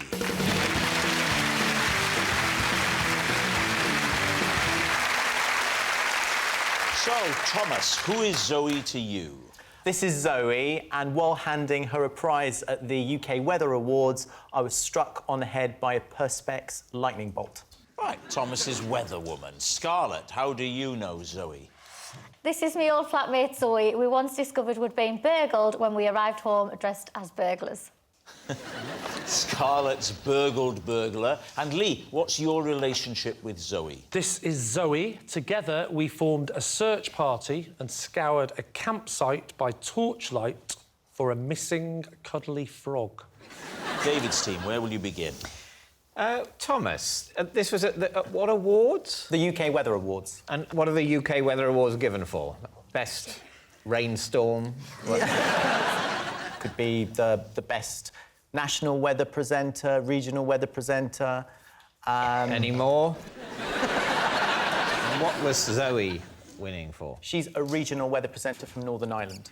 And she won Best Regional Weather Presenter? Yes. And were you hosting the awards, or No. you were just there to give that award out? I was just handing the prize to her. And what happened?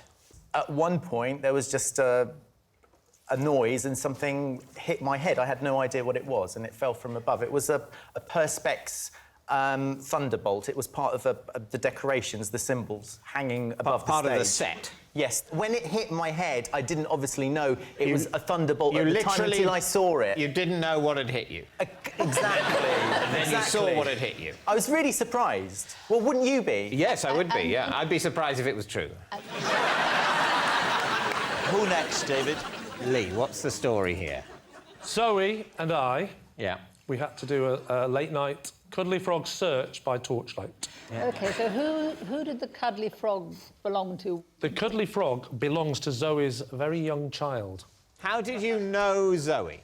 Zoe was about 4 or 5 tents down from us. I didn't know Zoe at all. Paint the picture for us, Lee. You're in the tent. Have you zipped up? Oh, yeah, we're totally flapped down. Right. You and Mrs. Mack are cuddled together? We are, you know, we're on our inflatable mattress. Right. What? Actually, no, Mrs. Mack is also inflatable. And it was very much an inflatable. The kids, they're not real either. And then a rat-a-tat-tat. Yeah, you don't do it on a tent, it wouldn't work. A flap, a flap, flap. And what happened? I heard a sort of distressed... signal, whimper, as any way I could say. A whimper. Now, who is this? This is Zoe, or is this still your wife? This is not my wife. This is Zoe, who I don't know at this point is called Zoe. No. Zoe is outside the tent, sounding a bit distressed, and then I heard maybe 3 or 4 tents down the crying of a small child. Oh. Oh, where's my frog? He said, where's my frog? And I said, darling, we'll finish this in a moment. I must go out and... I will see what's going on. So she put the Scrabble set away. So I stepped out of the tent and I said, are you OK? And she was a bit teary. She went, not really. My child's I thought taught... she had a Northern Ireland accent. Oh, no, that's me. They can't all be true. Do you know that means that you're now not telling the truth? Yeah. Think about the logic of that. My advice to you, Scarlett, is to pretend that your former flatmate is also a Northern Irish weather presenter. So, I go outside the tent and I see that Zoe is a bit distressed. I said, madam, can I be of any assistance to you? What did you have on your feet? What did I have on my feet? I had skis. What do you mean? Well, hear me out.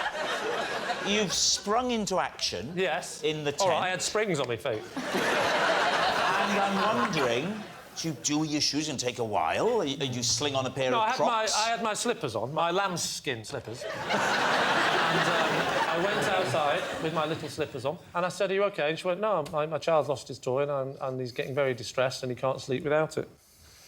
And I said, "Well, hey, you shouldn't be doing this on your own." I said, "Love, get out of the tent and have this one." But she was snoring at this point, so I got the torch, and we went searching for the frog. Where did you find the frog? Well, this is the interesting part of the story. You I said, hope so. hopefully. It was actually in there's a small shop on camp, and it was in the fridge of the shop, and the shop was dark, but the fridge was lit up because the fridge stays on, and it was sitting in the fridge. The child has put the toy apparently in the fridge to play a game, forgotten about it, left it, and it's just stayed there. You could see it behind the glass-fronted and the fridge. shop was locked because it was night time, so we had to leave it. We couldn't. I'm going to break in through the skylight. I thought, I can't do that, can I? I can't break in for a soft toy with a woman I've never met. With a couple of torches, and we both had balaclavas on. It would have looked good. Nasty, are you taking notes? No, I think you're doing a drawing, aren't you? I'm not offensive. You're just boring the life out of me.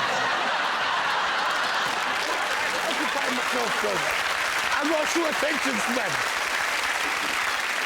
Now, Scarlett. Yes? Remind us how you know Zoe.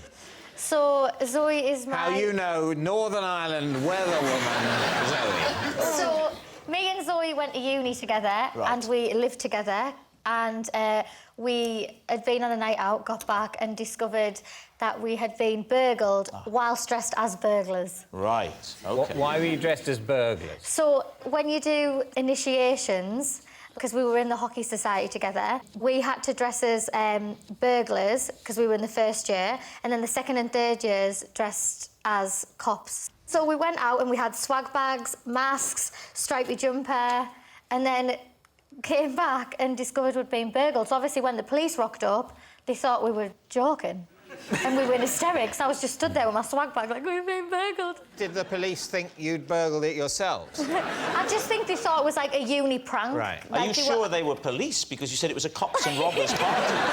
They legit workers, we'd rang them, yeah. Right, OK. And what was funny is my friend Sarah's mum came to pick me and Sarah up, and when she went in my bedroom, she started crying. She was like, "Oh, my God, look what they've done." And I was like, "No, Wendy, this was just my room." My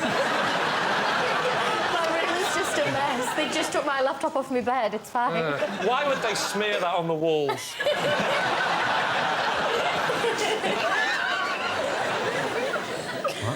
Is it? Nasty's saying you don't look the same age. Yeah, man, that's some Back to the Future Marty McFly business. If you was in the same uni, you must be a first grade, and she was at least a year above you. No offence, Zoe. How old do you think I am? All right, you look, realistically, This is no time for realism. Early 20s, late 20s? No, I'm not. I'm not early 20s. Late 20s? I'm 28 this year. So late 20s, then? Yeah. Yeah? You go, Mid to high 20s. Yeah? Mid to high 20s, yeah? Boom. Oh, Nasty, please Zoe, be nice. You look like me, baby girl. You could be in your 30s. Can I ask you a question, Nasty? Have you ever met a woman?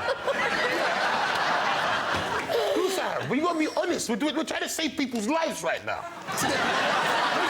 Feelings if you want the truth. You can't handle the truth. You know what I mean? It's true, though, isn't it?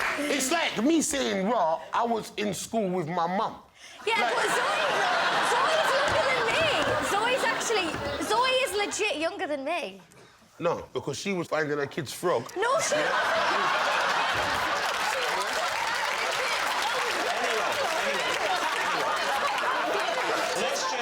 Let's just say, boom, move on.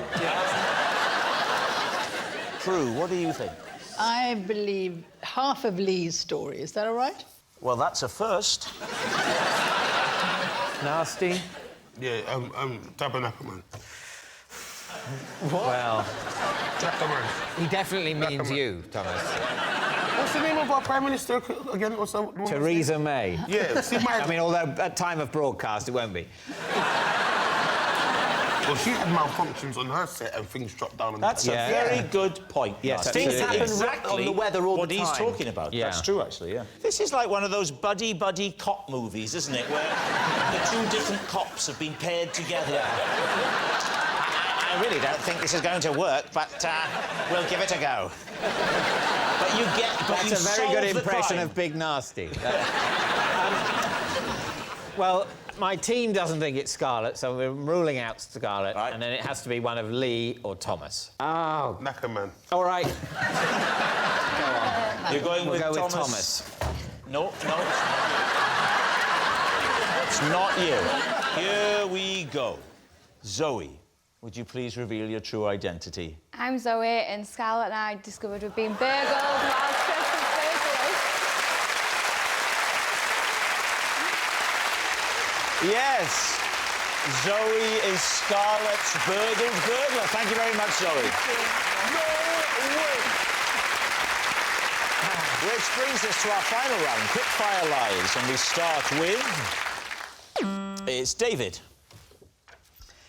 Last year, at a village fete, I won a welly boot throwing competition and appeared in the local paper with the caption, "Fling the Merciless." Please, team. Was this in your hometown? No. Well... All right, OK. Had you cut a ribbon? Had you opened the fete? No, I wasn't there in an official capacity. Because I'd be disappointed, and I don't mean this in a horrible way. Yeah. If you were the celebrity that was opening my fete. I'm sorry, but there it is. No, yes, no, I know you would be disappointed because you'd want the gig yourself. What was the weather like? Here we go. It was fine. It was fine as in fine, not fine as in fine. Yeah. OK. How far did you throw it? I mean, a long way. I'm not an expert on distance, but it would have to be... I suppose it felt like it was about 2 miles. OK, let me say that from me to you... Yeah. Right, I don't want to sound like the Chuckle Brothers, but from me to you is a unit of measurement. OK. The Chuckle Brothers being referenced for ages. Yeah, all right, I don't do the modern stuff. Yeah. You have just proved that you don't watch this programme. The distance between me and you is 1 unit of measurement. OK. How many Mitchell Max was it that you threw? I think... Well, it was a good throw. I'd say 3. 3 to 3.5 Mitchell Max. Go on, Mikey. Knuckle in. That's powerful. Oh, thank you very much. Thomas, what are you thinking? I think it's a lie. I'm not quite sure why I think it's a lie. I just think he's lying. You probably think of Wellington's a grown-up sandal. So.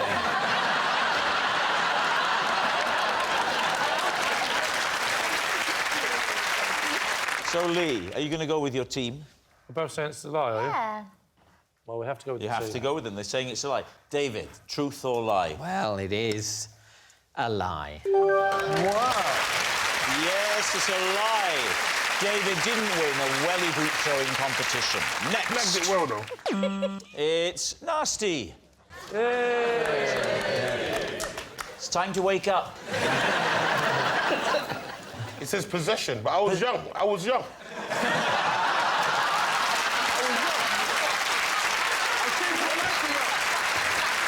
There's a little box under your desk. If you take the item out of the box and put it on the desk, OK, pop it on the desk first, and then read out the card.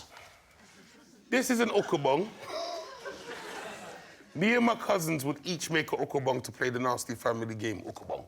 There we are. Lee's team. So you're saying it's called an ukabong? Ukabong. Ukabong. How do you spell it, Nasty? Just spell it for Lee, because he's a bit slow. U-K. Yeah. A. Yeah. And then bong. Bong. U-K-A. And then bong. Bong. How do you make it? What's it made of? It's a sock. Made out of socks. Yeah. What's inside the sock? More socks. More socks. Is it just lots of socks? So, boom, basically, it's a family game, and everyone has their own ukabong. Do you hit each other? Yeah. It's your own tool. So you whack people with that, with the ukabong? Yeah, with your own ukabong, but there's stipulations to it. You got to all be in a room, and you got to turn off the lights, yeah? And the hit only counts, yeah, is if you hit someone and you say ukabong. If you hit someone, yeah, and you don't say ukabong, the whole room rushes you. And then my grandma says the first one who cries gets beaten. We'll be in my grandma's, yeah? Up top room. Boom. There's like 15 cousins and my Uncle Simon, yeah? Boom. My Uncle Simon's a cool cat. He was a cool cat. Yeah. Yeah? So, boom now. Everyone's got their ukabong. David is very nervous. Yeah. I haven't even got my own ukabong. I'm defenceless. Hang on a minute. No, I've got one here. There you go. Yeah. Thank you very much. So, boom now, yeah? We're in the room now. It's where it's all dark and that. Swinging at everyone. Ukabong, ukabong. So then, boom, if I hit you, ukabong. Yeah. Obviously, it probably hurts. You go, ah. But then now, my Uncle Simon, yeah? We thought he had the special ukabong. Oh, this is taking a sinister turn. Man thought his ukabong was sent from God. Do you know what my uncle used to do? He used to put a tennis ball in his ukabong. Do you know what? I thought it was going to be worse than that. So, he would come with, like, Zeus's ukabong. Yeah. One shot, KO! Everyone's out. Starts crying. Grandma comes in. Everyone gets their ass busted. We have to read Bible.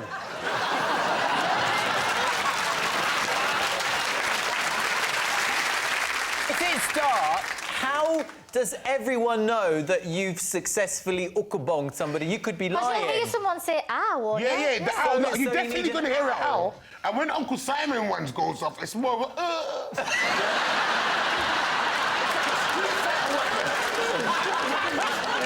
What do you think, Scarlett? I want to do it. Yeah. I really want to play it now. I think it's true. Scarlett. Yeah, can I? Yes! Hang on. Yes! Ukabong!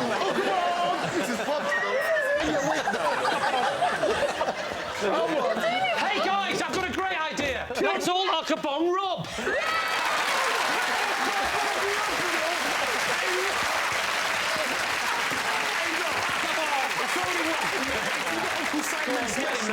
There we are. That's what we pay our licence fee for.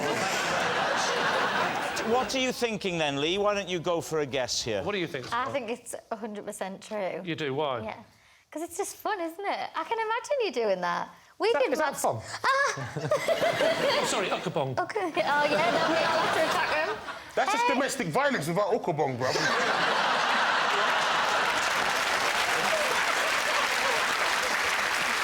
Thomas. I'm with the other two. I think it's absolutely All true. think it's true. OK. Nasty. Truth or lie? Truth!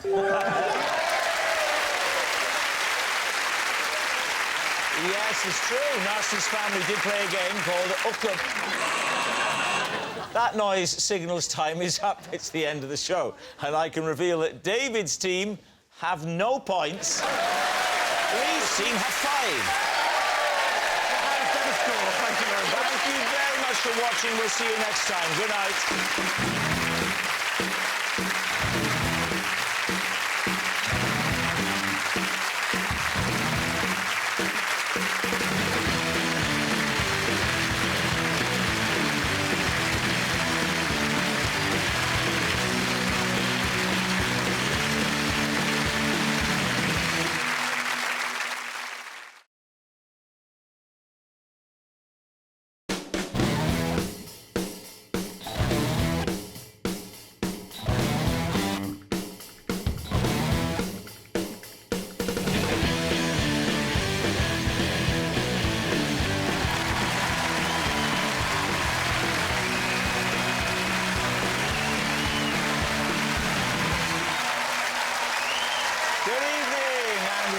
to Would I Lie to You, the show with tall tales and tantalising truths. On Lee Mack's team tonight, a former Spice Girl. Ironically, when I asked if I could still call her baby, the response was scary.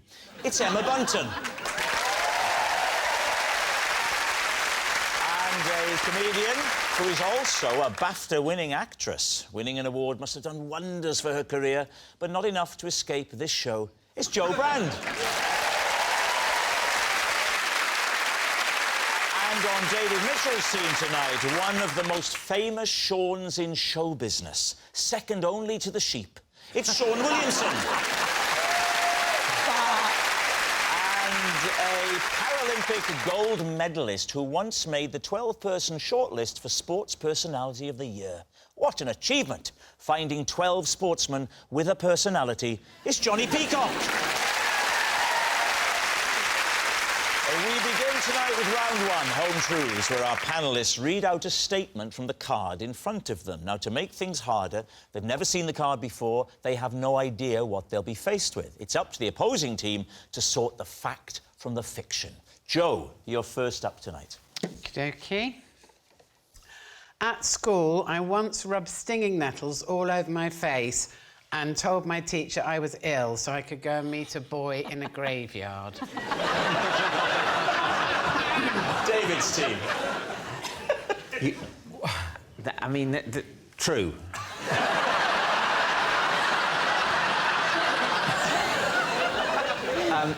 So this was a date in the graveyard. Was the boy living?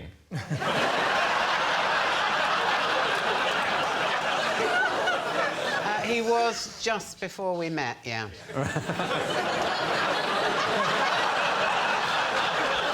And these, Jo, you say these are your school days, so we're talking about the 1990s. Now, what was the... Yeah. It's my way of being flattering and chivalrous, you say. Chivalrous. Yeah. When was this, Jo? The 1890s. That would have been the late 60s, actually, early Late 70s. 60s? Yeah. Gosh, OK. So when you walked into the graveyard like this, he must have been shocked to see you.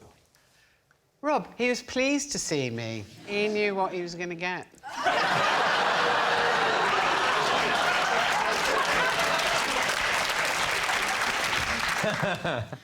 Whoa. What was he going to get? I bought him a cake. So, freshly nettled, you go off, you go and find your teacher. What happens then?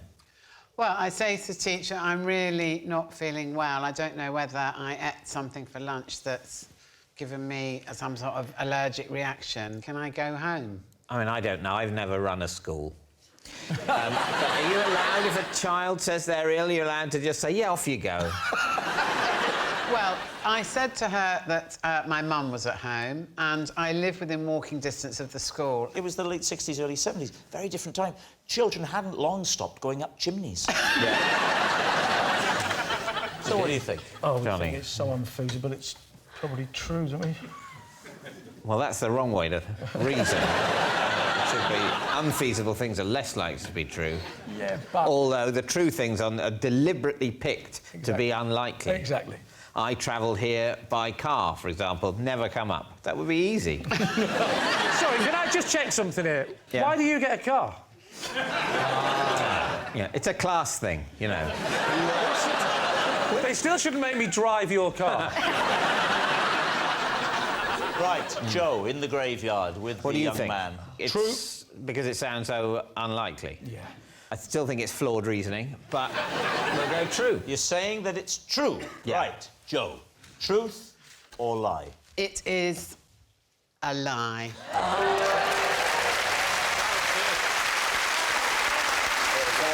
Yes, it's a lie. Jo didn't rub stinging nettles over her face to get out of school. Sean, you're next. Thank you very much. I once stole the shirt off a scarecrow in order to get into a nightclub. Lee's team. Wow. OK. Was you not wearing anything before you went to the nightclub? Me? Yeah. T-shirt, you see. OK. Oh, and they wouldn't let you in? Yeah, but well, it is, you know, it's all a bit more relaxed these days because the dress code isn't what it was Back in the day. What was the day? What year? Back in the day, or when this happened? Well... It was early 2000s. Right, so early 2000s, you've gone to a nightclub. Where was this nightclub? In Rochester. Rochester is a town, right? And that's why it's got a nightclub in it. And scarecrows don't really tend to be used in towns What because there aren't any point. massive fields. Thank you, Miss Martin. So when did you find out you needed a shirt to get in the club? Did you go to the club? When the bouncer said, you ain't coming in. Right, and then you walked back to the Scarecrow to get the shirt? I walked back to the allotment. This is very high-level play. This is like chess, isn't it, between Sean and Joe? Take that, Moriarty. Do you live in Rochester? No. So how did you know there was an allotment in Rochester near the nightclub? I lived near it then. Oh, I see.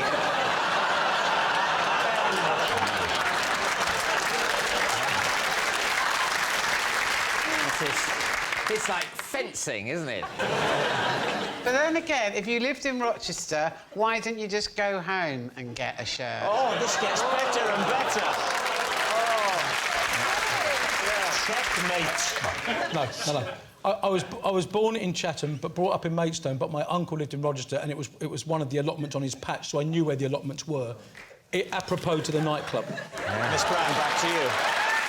Can I ask, earlier you said you had a T-shirt and trainers and jeans on. Yes. And you thought it was a relaxed club, but then you went to the club and they said you need a shirt, but you're not allowed in a club with trainers on. OK.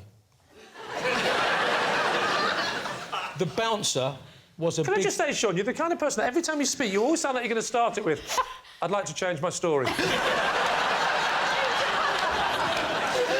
But is that the impression I'm just giving you? For the sake of the tape, the accused has walked into the room. The bouncer was a massive fan of EastEnders and was quite embarrassed at turning me away. So I think when he saw the effort I'd made... Because I was already 8 pints to the wind, so when he saw the effort I'd made, I think he just couldn't bear turning me away again. OK. What do you think, Joe? Could this be true? I think he'd have had a better time if he'd popped down the graveyard.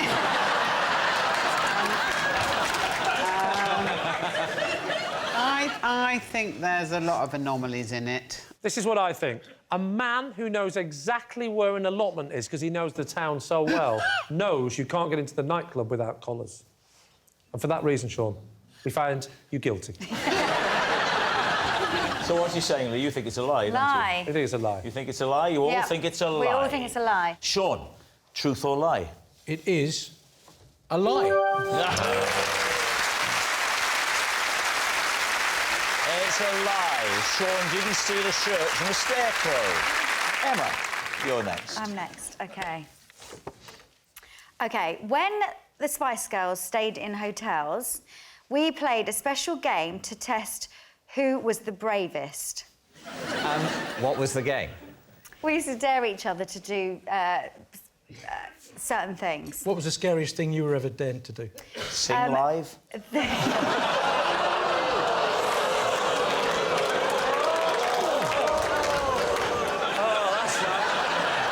Rob, you've got to watch that, because a lot of people think you're nice. That's why you get the boat advert and me and him don't, because you're the nicest Nice one. Yeah. But it's all a Not facade, because anymore. me and David know, Not actually, anymore. you are evil. Yeah. And now... Welcome aboard. So, Emma, what sort of things did you do? So the main one was, and it involved nudity. Right. So we used to stay in hotels a lot, obviously, while we were touring. Yeah. And we used to dare each other to go, like, run in the hallways, and we had to do that naked. Naked? Yeah. We were allowed sometimes to carry a Clothes. flannel. A flannel? Yeah. What were you worried was going to happen?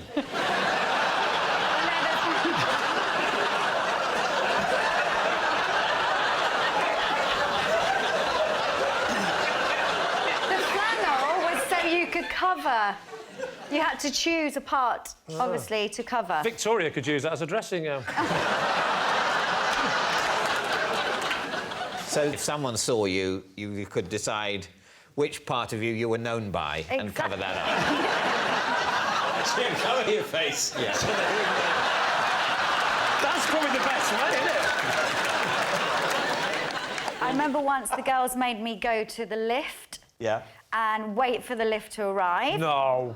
And then, obviously, you were lucky if it opened and no one was there. Oh, no. I suddenly felt like... You're really getting into this story. I suddenly felt I'd been challenged to do it myself. Yeah. Joe, you've toured the country, haven't you, with your show? You've stayed in hotels. Never found a flannel big enough, Rob.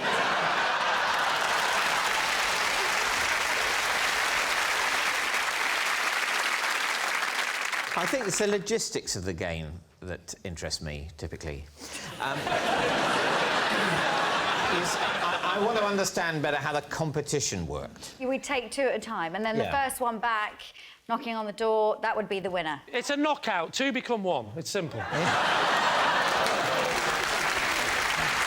Johnny, what do you think? True? I think it does sound like it all adds up so far. Sean, what are you thinking I've here? been consistently wrong tonight, unerringly wrong. Well, in which case, if you maintain your current strategy, we can use that to win. What do you think, instinctively? Lie. Lie. Right, it's true, then. Right.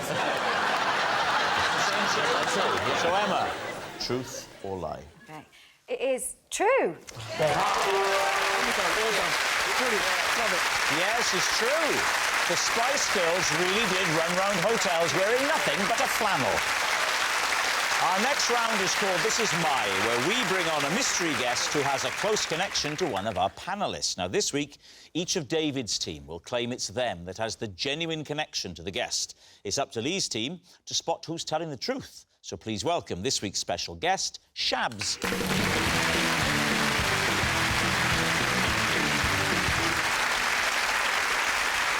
So, Sean, what is Shabs to you?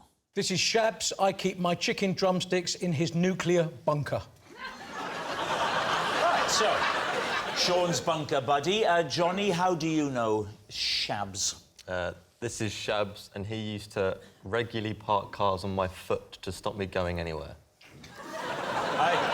Johnny's parking prankster. And finally, David, what is your relationship with Shabs? This is Shabs, and he's taught his parrot to say, "Nice shoes, Dave," whenever I enter his cobblers.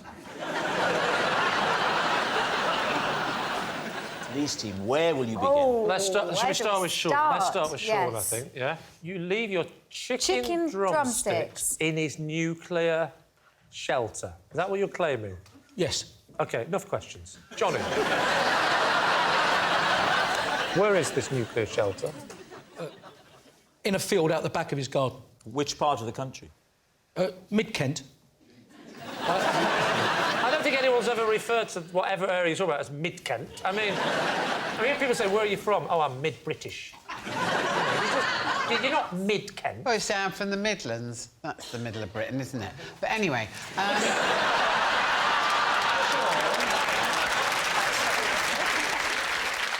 Sean, has he got a freezer in his nuclear bunker? A very large chest freezer. How many chicken drumsticks have you got in it? There's probably in there, I'd say it's a pack of 10... Because it's not just drumsticks, you see. Oh, you're not running a catering firm on the side? No, I have meat mass-delivered, and sometimes I need an overflow. Well, from a regular delivery from a butcher's. Right. Why are you buying so much meat? Because what's happened in particularly this year, I've been working away a lot, so I haven't been going through the amount of meat I normally go through. So at the moment, it's just a bit of an overflow. Well, why didn't you stop the order? How do you know Shabs? Sean? I know Shabs from my local pub cricket team. What fielding position? Well, yeah, slip and number 4 batsman. Right. And what does he do? All-rounder. Excellent. No, all right, sorry. He does everything. He bats, he bowls, he freezes your meat. Sean, I've never been into a nuclear bunker. What's it like? OK, so basically, when you approach it, you'll see something that might look like a sort of white, woodeny, one of those slatted beehives, the square beehives. A slatted beehive, yeah, yes. but what that is, that's I think, is the air conditioning you know, purifying system. And then there's almost like a hatch, like a submarine hatch. Yes. So you climb down a ladder, a metal ladder. Sorry, can I just check? Have you been watching the Teletubbies recently? And then you get down the bottom of the ladder. Is there a living area, bedroom? Yes, there's a living area. He has got a television and a cracking stack. Oh, yeah, because, well, after the nuclear war, you're going to get a lot of telly, aren't you? I bet EastEnders survives. The cockroach of TV shows.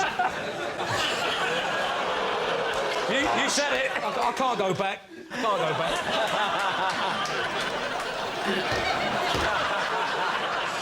But he's got a cracking selection of videos. Oh, I bet he has. Video player. I know. The truth comes out. Yeah. Just going to see Shaps to get some chicken drumsticks, love. Shan't be long. Right, Lee, who would you like to quiz next? OK, Johnny, so just remind us again what this fella did to you. He used to park cars on my foot so I couldn't move. You couldn't move? On your prosthetic foot? Obviously on the prosthetic one. He's a friend of yours that did this, or is he... I used to work in a garage, and Shabs worked in the garage. Where was this, mid-Kent? In St Ives. St Ives? St Ives? Not Cornwall St Ives, Cambridgeshire St Ives. I mean, how did he do it? Because surely you sort of saw the car coming and you moved away.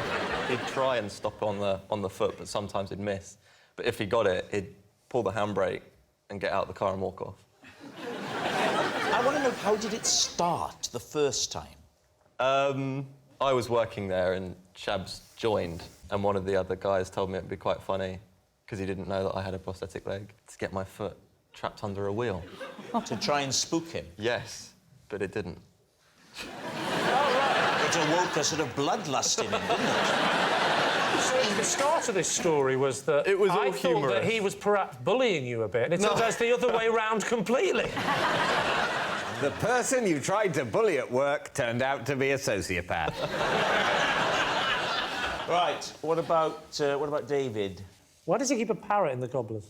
As a pet. As a Does pet? Yeah, it's not a colleague. Did you go to the cobblers a lot then? Because for him to go through all the effort of teaching a parrot to say nice shoes, Dave, I mean, I've probably been to a cobbler's like twice in the last 5 years. So do your shoes kind of wear out really quickly, or...? Well, I suppose I probably do go to the cobblers quite a lot. OK, then that's fine. And what sort of voice does the parrot have? Could you give us a taste of the parrot? I'm so sorry? A flavour. You want me to do an impression? Not so much an impression, more an evocation. I suppose it would be sort of... I don't know what it's going to sound like until it comes out, so I'll be... I'm pretty sure it's going to be quite I'm just bad. going to say, yeah, I'm listening to it at the same time as you, so... Welcome to my world. Nice shoes, Dave. That was horrible. That was the most horrible thing you've ever done. Nothing like a parrot. You've done some horrible things, but that was horrible. Well, look, it's a parrot. You know, It doesn't sound like a parrot. Are you sure it's not just a rather exotic man that works with Shabs?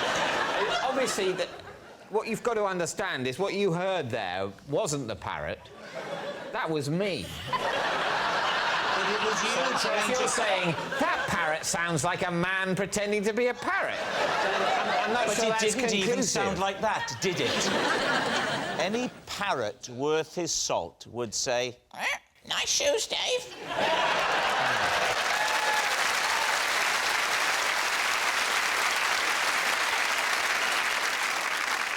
Listen, Rob.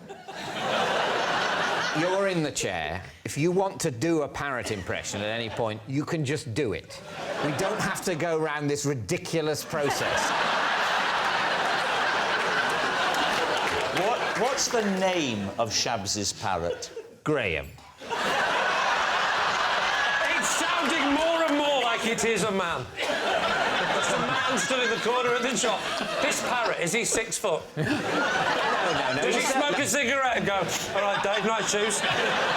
All right, we need an answer. So, Lee's team, is Shabs Sean's bunker buddy, Johnny's parking prankster, or David's parrot pal? I thought Sean told a great story. I love the fact that he's putting his drumsticks in his bunker. Do you think that's perfectly acceptable? That sounds like a euphemism, doesn't it? You believe that? Here's a question. Does Shabs look like the type of person who would have a nuclear bunker? Definitely.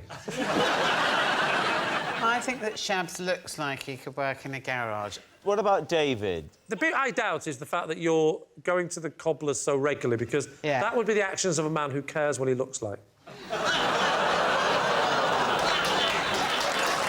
What shoes have you got on tonight? Do you want me to show you my Yes, shoes? please. Yes, please. Should we have a look and see if they're worn? Oh, nice shoes, Dave. And they It's easily done, isn't it? yeah, these have never been to the cobblers. You seem to be spending a lot of effort on the shoes and less effort to iron your trousers. That'll be a lesson to you, young man. I didn't realise my offer to show you my shoes was going to lead to mockery. You must have had David, you must have suspected it. Yes. So you're saying Johnny? Emma? Yes. You're saying Johnny? Reluctantly, I am. OK. Right. Shabs, would you please reveal your true identity? My name is Shabs, and I used to park cars on Johnny's for... Yes, Shabs is Johnny's parking prankster. Thank you very much, Shabs.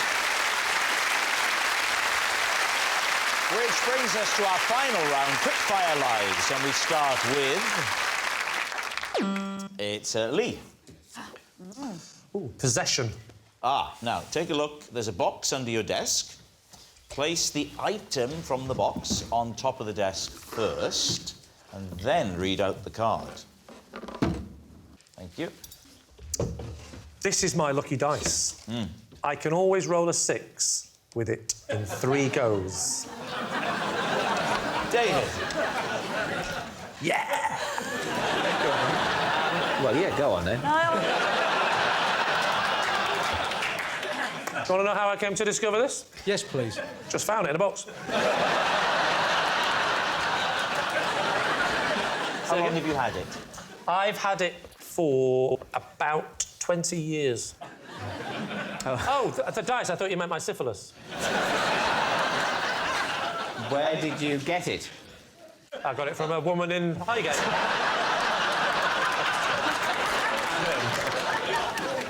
I meant the syphilis. Sorry. I paid for it, $4.99. Who meant the dice? Full of spots.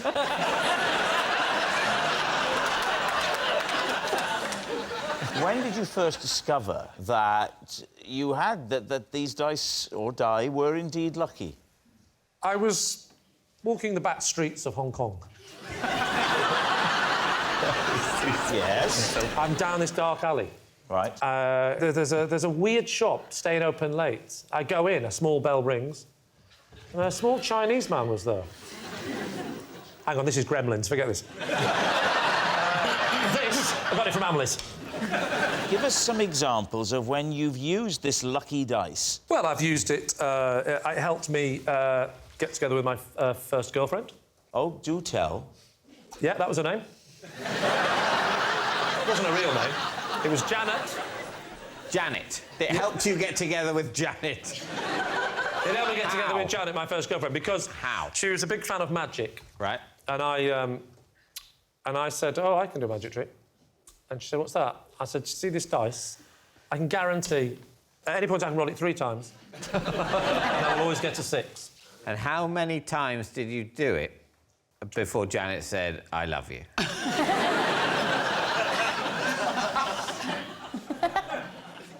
She never expressed her love for me. But after I rolled it once, we slept together.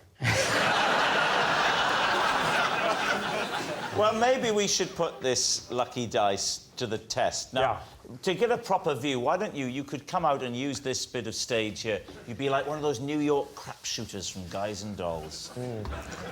I mean, when would you like me to get it? Straight away, or would that just ruin it? I think a bit of tension for the last roll. Bit of tension, yeah. Yeah. Let's It's make it never number gone 3. wrong in 20 years. I swallowed it. There's the first one. What is it, madam? 5. Oh, sorry, sir. Sorry. Awkward. It's Janet! So, there's no worries. You've got 2 left. OK. Here we go. I mean, be honest, it's pretty gripping, isn't it? It's actually pretty gripping stuff, isn't it? Here we go. Well, people watched Deal or No Deal, didn't they?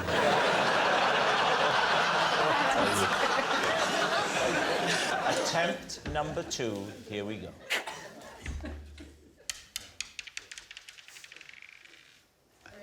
It's 3. 3. So you're sticking to your promise of waiting for the 3rd roll. Where are you going? Have a little sit down. So, what do we think? Is it true or is it...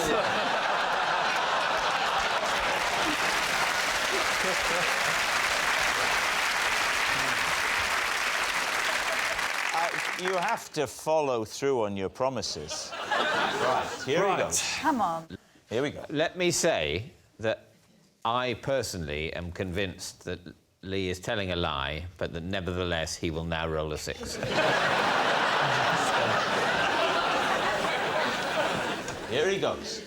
Lee Mack, 3rd roll. Got to be a 6. It's rolling. What do you think? So what numbers did I get? Can anyone remember? 5, 3 and 2. So they don't add up to 6 either, do they? What do you think? Can I just check? Is this definitely the dice I brought in? I've got an idea. We can make this work by just retake Lee reading the card, and he says, "This is my dice. It occasionally rolls a 6." So, what are you going to say then, Johnny? Lie. Lie. Lie. Lee, truth or lie? It was a lie. Yes, it's a lie. Lee doesn't have lucky dice. And that noise signals time is up. It's the end of the show, and I can reveal that Lee's team has won by 3 points to 2. Thanks for watching. We'll see you next time. Good night.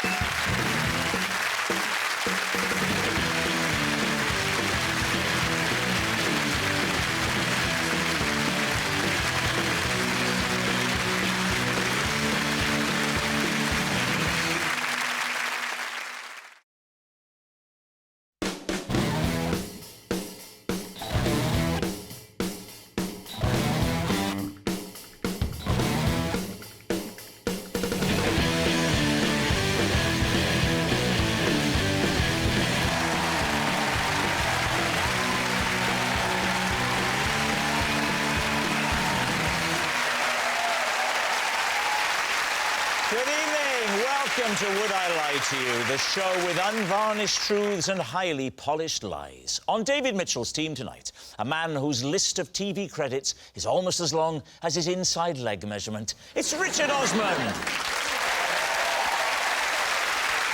an actress who once had a job peeling potatoes in a chip shop in Bolton. But she had a dream, and one day it came true. They let her batter the fish. It's Diane Morgan. And on Lee Mack's team tonight, the star of This Country, who once worked as a barmaid in a pub, which explains why I haven't been able to get her attention all evening. It's Daisy May Cooper. And a TV star who appears alongside Matt LeBlanc. Now, to be honest, I was hoping this intro would end with the words Courtney Cox. It's Top Gear's Rory Reid.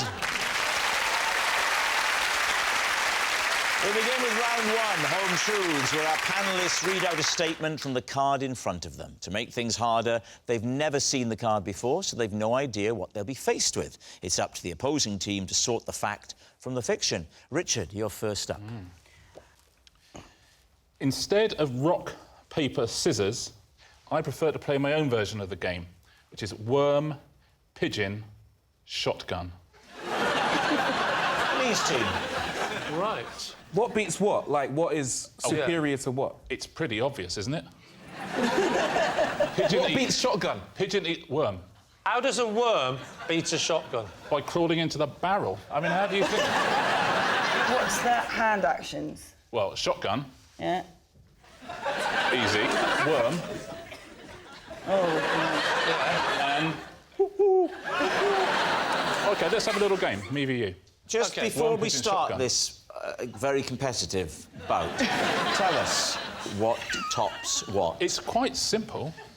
Pigeon eats worm. The shotgun eats the pigeon. No, it doesn't eat the pigeon, does it? The pigeon shoots the worm with the shotgun. This is so much you're deliberately trying to make this complicated. I just want he's the genuinely truth. I stupid. just want to get to the bottom of this. OK. Don't think of me as Rob Brydon. Think of me as Robert Mueller. I will not rest until I find out what's That happening. makes me Trump. Yes, it does. Oh, I don't like the thought of that. You're a lot smaller, though, so you're Mueller light.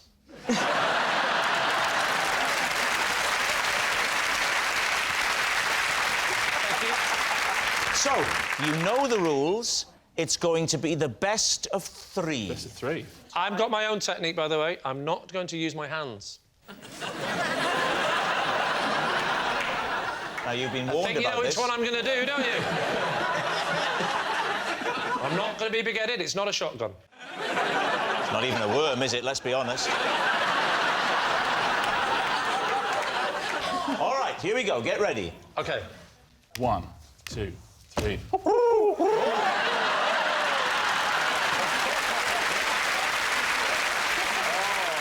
I'll tell you what, we all thought it was ridiculous. We're all into it now, aren't we? Are you ready?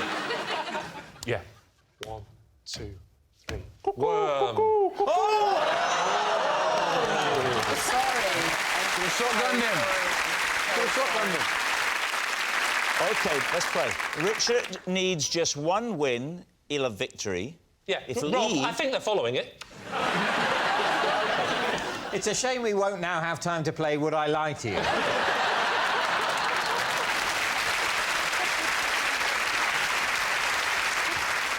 Here we go. Come on.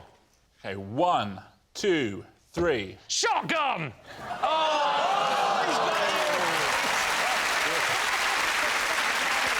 It's a convincing win for Richard the Big Man Osman. So, what do we wonderful think? to see. I think it's plausible. I'm going to go true. Yeah, I thought it was a lie until we played it. Yeah. And when we played it, I thought, panning out this. Yeah. OK, you're saying it's true. Richard, is it true or is it a lie? It is... a lie.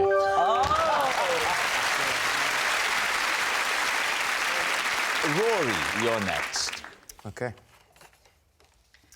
I am in an ongoing feud with a cat who walked 100 miles to torment me. David's team. Whose is the cat? It doesn't belong to anyone. It's feral. The cat is essentially a criminal, in my eyes. He attacks my cats. He breaks into my house. He breaks it? How do you mean breaks into your house? Is anyone going to do the cat burglar joke, or we're letting it go? I don't mind, I'll hand it over if anyone wants it. Anyone want it? When you say breaks into your house, do you Yeah, mean it's a cat he burglar. just walks in? Get rid of the first bit, yeah? Yeah, how does it get in? First of all, he just walked in through the cat flap because I have my own cat. Right, that's not breaking in. That is, you cannot blame a cat for walking through a cat flap. I now have a more advanced cat flap, which doesn't quite stop him 100% of the time. What is the new cat flap technique? Is it a chip cat flap? Yes. So it is. you've chipped your two cats Yeah. with a chip cat flap. Yeah. But the feral cat sometimes Are you hacks Dr. in. Zeus? What he does is the batteries in the cat flap only last 6 weeks. So he systematically tests the cat flap to see when the batteries have been exhausted, and then when they run out, it releases completely, and then he can gain access. Does he sit on the outside looking at other cats going, I can wait? So what does the cat do once it gains access? He beats up my cats, he eats their food, and then he sleeps in their bed. No. So is it like a sort of violent Goldilocks? And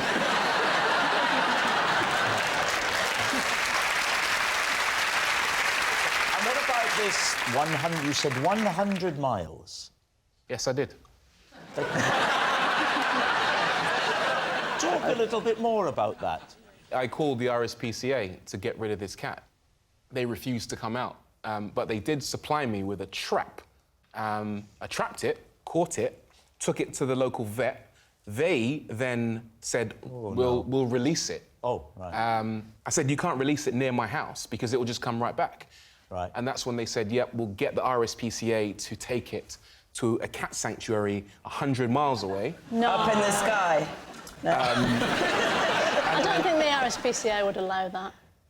What would allow it to be taken away to a cat Taking sanctuary? away from its family. But that's friends. not What its family. do you mean? How do you know it's not got a family? So you don't. I do. If it does have a family, it doesn't like them very much because it lives with me. They could be worried sick. The vet says the RSPCA will take this 100 miles away to a sanctuary. Yeah, give or take. What happens then? Well, I have probably 6 weeks of bliss of no feral cat interfering with my cats. So then what happened? I was quite sad that Mark Dennis was no longer around. Who? Mark Dennis. Who is Mark Dennis? Mark Dennis is the cat. And why Mark So Dennis? bad you named him twice. Because the cat was a black cat. He was a dark menace, but I didn't want to, you know, paint him with that brush, so I decided to soften it a little bit and call him Mark Dennis. And then what happened? He found his way back. From 100 miles away. Do you know for a fact they took him 100 miles away? They might, because that sounded unlikely. No, I believe them, though, because I kept in touch with them. I was worried about the cat, because when I had taken it in, the last few times when it had burgled my house, it had a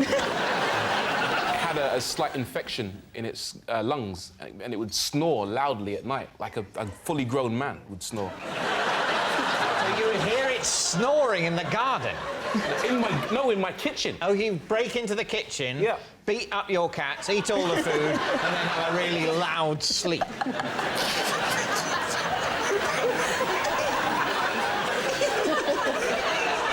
When you put it like that, it sounds ridiculous.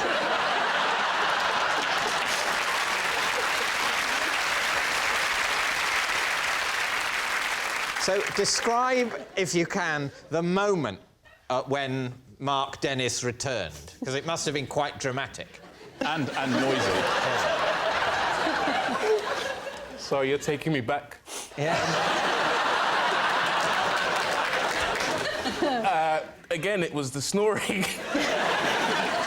I thought, it can't be Mark Dennis, because he's 100 miles away.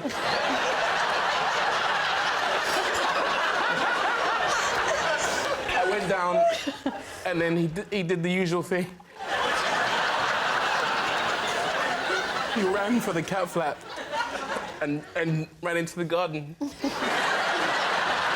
Diane, what are you thinking? Well, at first I didn't believe when he said the RSPCA drove it 100 miles. But then he's naming it, and it's got a lung infection. Yeah, the name is the... I mean, it's a good name to come up with, Mark Dennis, Dark Menace. I think it's true. I think it's true. True. So you're going to say true? So we're going to say true. OK. Rory, was it true or was it a lie? Well, it was very true. Yes.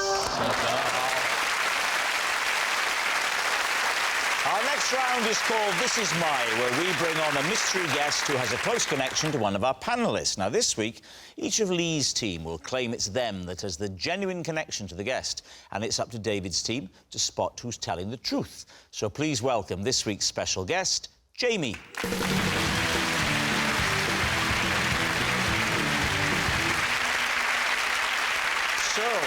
Rory, who is Jamie to you? This is Jamie, and after a mix-up in a tattoo parlour, we now have each other's tattoo.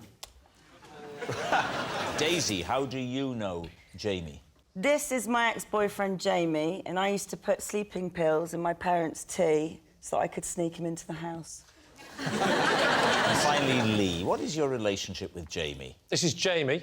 While staying at an Airbnb, I mistook him for an intruder and attacked him with a whisk. So, there we have it. David's team, where would you like to begin? Daisy, when did you go out with Jamie? When I was about 14, 15. Where did you get the sleeping pills? My mother had them to get to sleep. What was the drug? It was just regular kind of night-old sleeping pills. I don't know. Over the counter? Over the counter. But they weren't prescription. They weren't like some hardcore thing from a doctor. So you were trying to get them just to nod off a little bit earlier than they would have done. Yes. What sort of time would you administer the dose? So I would administer, especially when they're watching Inspector Morse. So I'd say, "Can I make you a cup of tea?" They'd say, "Yes, please," and I'd be in the kitchen putting them in the... How many times did you do this? How often did you do this as a tactic? I think for the duration of our relationship. Which was? About a year. What was it about Jamie that was so unacceptable to your waking parents? Because he was a very angry goth. And he didn't treat me very well. See, I wasn't necessarily assuming that your parents didn't approve of the relationship, just that they didn't approve of you, the thought of you holding hands with him. No. Did you think you were coming on Jeremy Kyle? So you've drugged your parents. What happens next? Then they go to sleep. What, in the chair? No, they say... And you say, "Come on, in you come, my lover, don't worry about them, they're out for the count." They say, strangely, this episode of Inspector Morse doesn't seem as gripping as normal. Let's get an early night. Who cares who did it? They get very tired watching the show. They poodle off up to bed. At this point, he's finished work at the Chinese restaurant, so I sneak him round the back gate. And because he's a goth, he's very well camouflaged in the dark. Then Mum goes to bed, and we just listen to Iron Maiden very quietly and write goth poetry together. I've never heard that euphemism. No. But... OK, and this happened for about a year, and were your parents unaware of the relationship altogether? No, because they woke up once. And... You hadn't got the chloroform and the hanky. So they woke up, and my mum walks into the room to find some black goth hair on my pillow and says, "Paul," which is my dad, "get down here now. Daisy's smuggled in Jamie. Kick him out of the house and say something responsible." So my dad said, "Get out my house, you pillock." OK, now then, what about Rory? OK, so Rory, what was going to be your tattoo, and what tattoo did you end up with? I wanted a tattoo of a crescent moon, quite classy. Yeah. Instead, easy. Instead, I got a picture of Popeye's face. And where? Just there on my left shoulder blade. Have you still got it? Yes. And how did the mix-up occur? We were on holiday in Thailand together. Bit of a lads booze up. One thing led to another. We all got a bit merry, shall we say. And I don't think it was Jamie's idea. I think it's probably Sam, my other friend, who said, "Let's all get tattoos." Yeah, that sounds like Sam. That's a kind of... It's a very Sam thing to do. Yeah. When was this, Rory? Late 2000s. The late 2000s? Sorry, early 2000s, my bad. The early 2000s. Well, the late 2000s would be nearly 1,000 years. A long time in the future. So you're in Thailand. Yeah. Talk us through the tattoo parlour. Where was it situated? Koh Phangan, So you fly in, you get to Bangkok, and then I think... If you're lucky.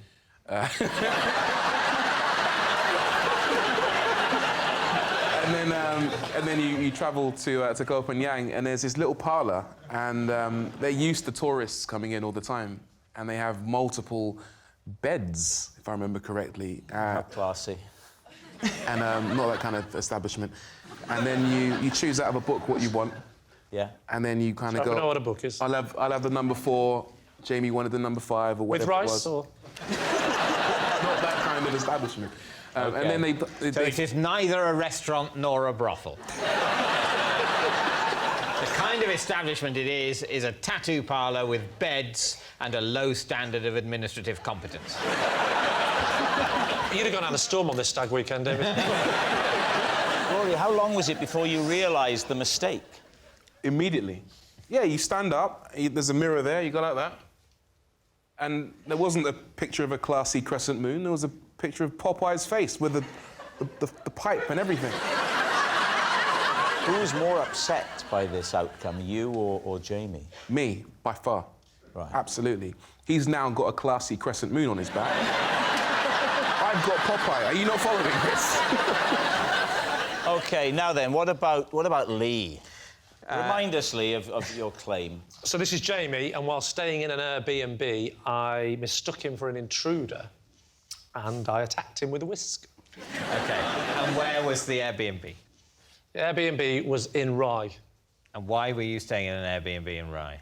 Because I like to get away from my family, full stop. I like to go away and write and just get some peace and quiet, so I go away for 2 or 3 days, occasionally, very occasionally. Why did you Get married in the first place? I don't know. I've asked myself every day the same question. Why did you choose a whisk over a knife? Well, as you may know, that a lot of people that are attacked in their home are often attacked with their own weapons, because what they do is they take a weapon, like a hammer, and they go, get out my house, and then the burglar panics, and then he grabs the hammer, and a fight ensues, and then the person ends up getting injured. So when I opened the drawer, I had to make a selection. And I couldn't go knife for the reasons I've just explained. I looked at big rolling pin. I could get attacked with that. But you can't go the other way either. You can't pick up the Mr. Men jelly mould. And I had to find out what was the perfect middle ground between... It looks aggressive and offensive, but I think it'll be all right if he tries to hit me with it. What's the most he's going to do? Mess my hair up? And you wouldn't want a knife, you wouldn't want to kill him. You'd have a whisk, you could just beat him.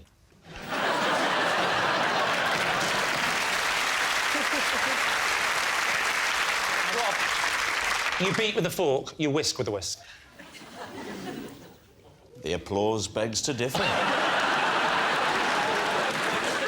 Let's set the scene. Paint a more vivid picture for us. It was daytime. It was daytime? Yeah. I mistook him for an intruder because I subsequently found out that on the email that was sent by the person who owned the house, they said, oh, by the way, someone's coming, whatever it was, Saturday afternoon to have a look at the wood-burning stove. I hope that's OK. They'll only be 20 minutes or whatever. So I was asleep, and it was about midday, something like that, and I hear a noise downstairs. And then he starts playing around with the wood-burning stove. Oh, no. And I get worried. I think someone's down there. Because the noise is sort of... Sorry, well, you are Welsh. Are you asking me the time?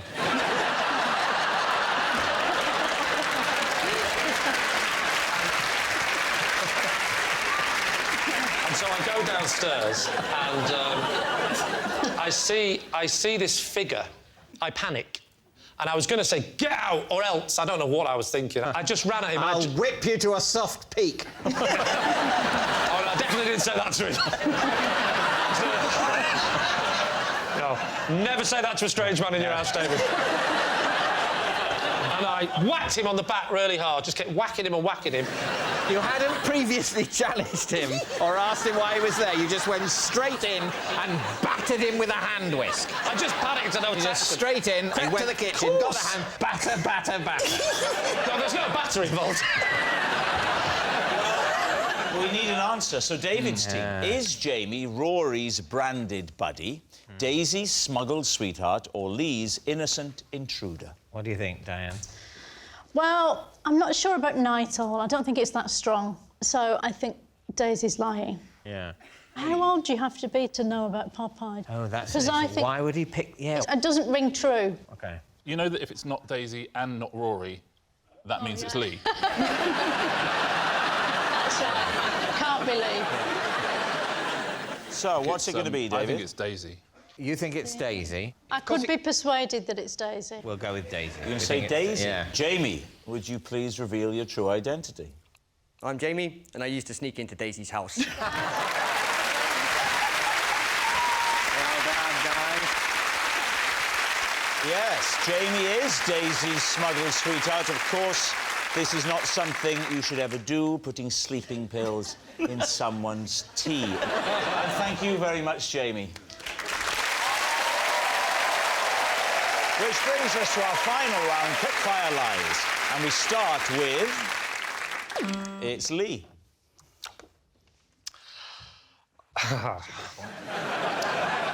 I was genuinely invited to Harry and Meghan's wedding today, but I said no because I had to come here and do this. David's team. Why were you invited? Well, that, David, is as much of a shock to me as it is to you. I'm on Do the you telly. know, for example, Prince Harry or Meghan Markle? Well, I've met Prince Harry, and he was very nice, and he did say that he was a fan of this show. So he's definitely seen me, because I'm on this show. If this is true, it's a bit of a blow to me and Rob, because... Well, this is... I wasn't invited. Maybe Rob was as well. I really can't say. I think we know if Rob was invited, he would be able to say.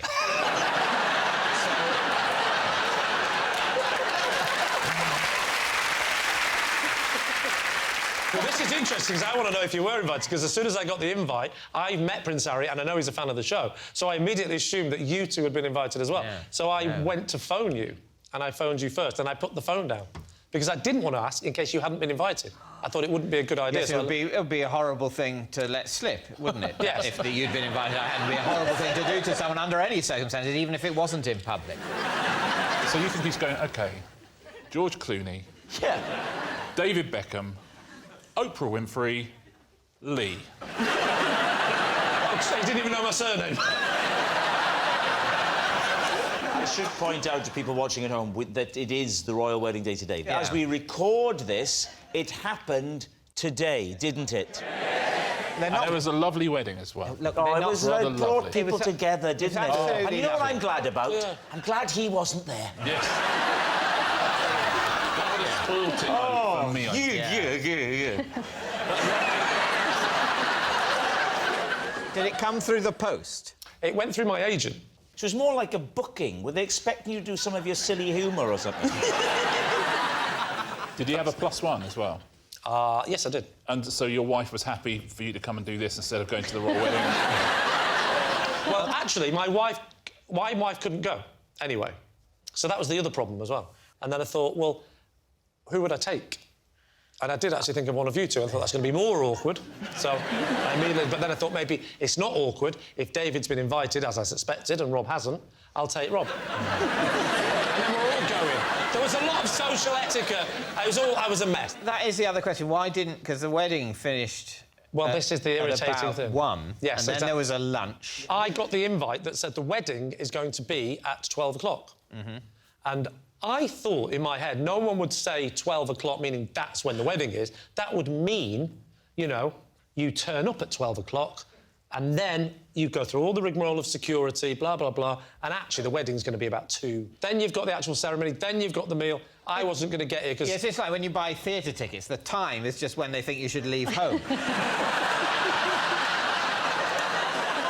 Look, lads, I appreciate you're angry. Yeah.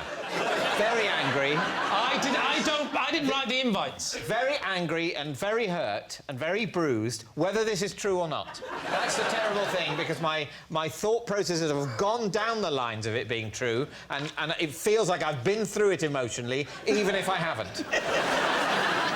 OK, time to decide. Well, I think it's unlikely. I'd love it to be true, but I think it's unlikely. I wouldn't. This has been...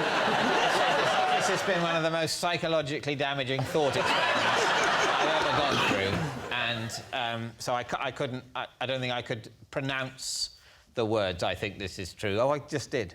You think it's true? We're going to say lie? I think lie. Lie, we're going to say lie. I've a horrible feeling in the pit of my stomach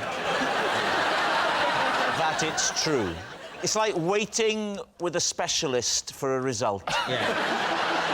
Ironically, if this is true, when that moment comes for both of us, it'll just be a mercy. Tell us.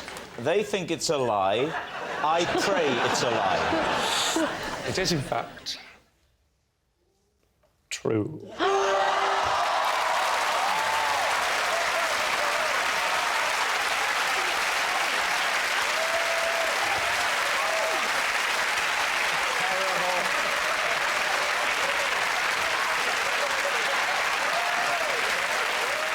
Well, I hope that's the last question of the evening.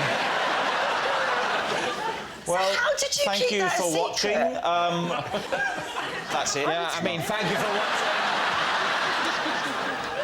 Oh, actually, there's something else as well. Sorry, I've got to tell you this as well, which is quite important. This is a true story as well. I was lying. Look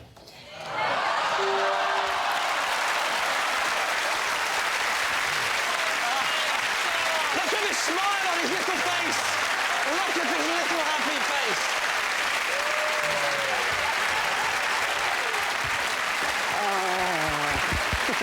You're okay. It's all right. It's all right. Yes.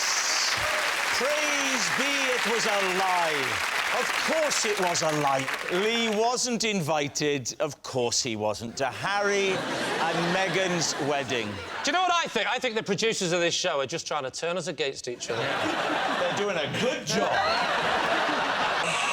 And that noise signals time is up. It's the end of the show. I can reveal David's team has won by 4 points to 0. Thank you for watching. We'll see you next time. Good night.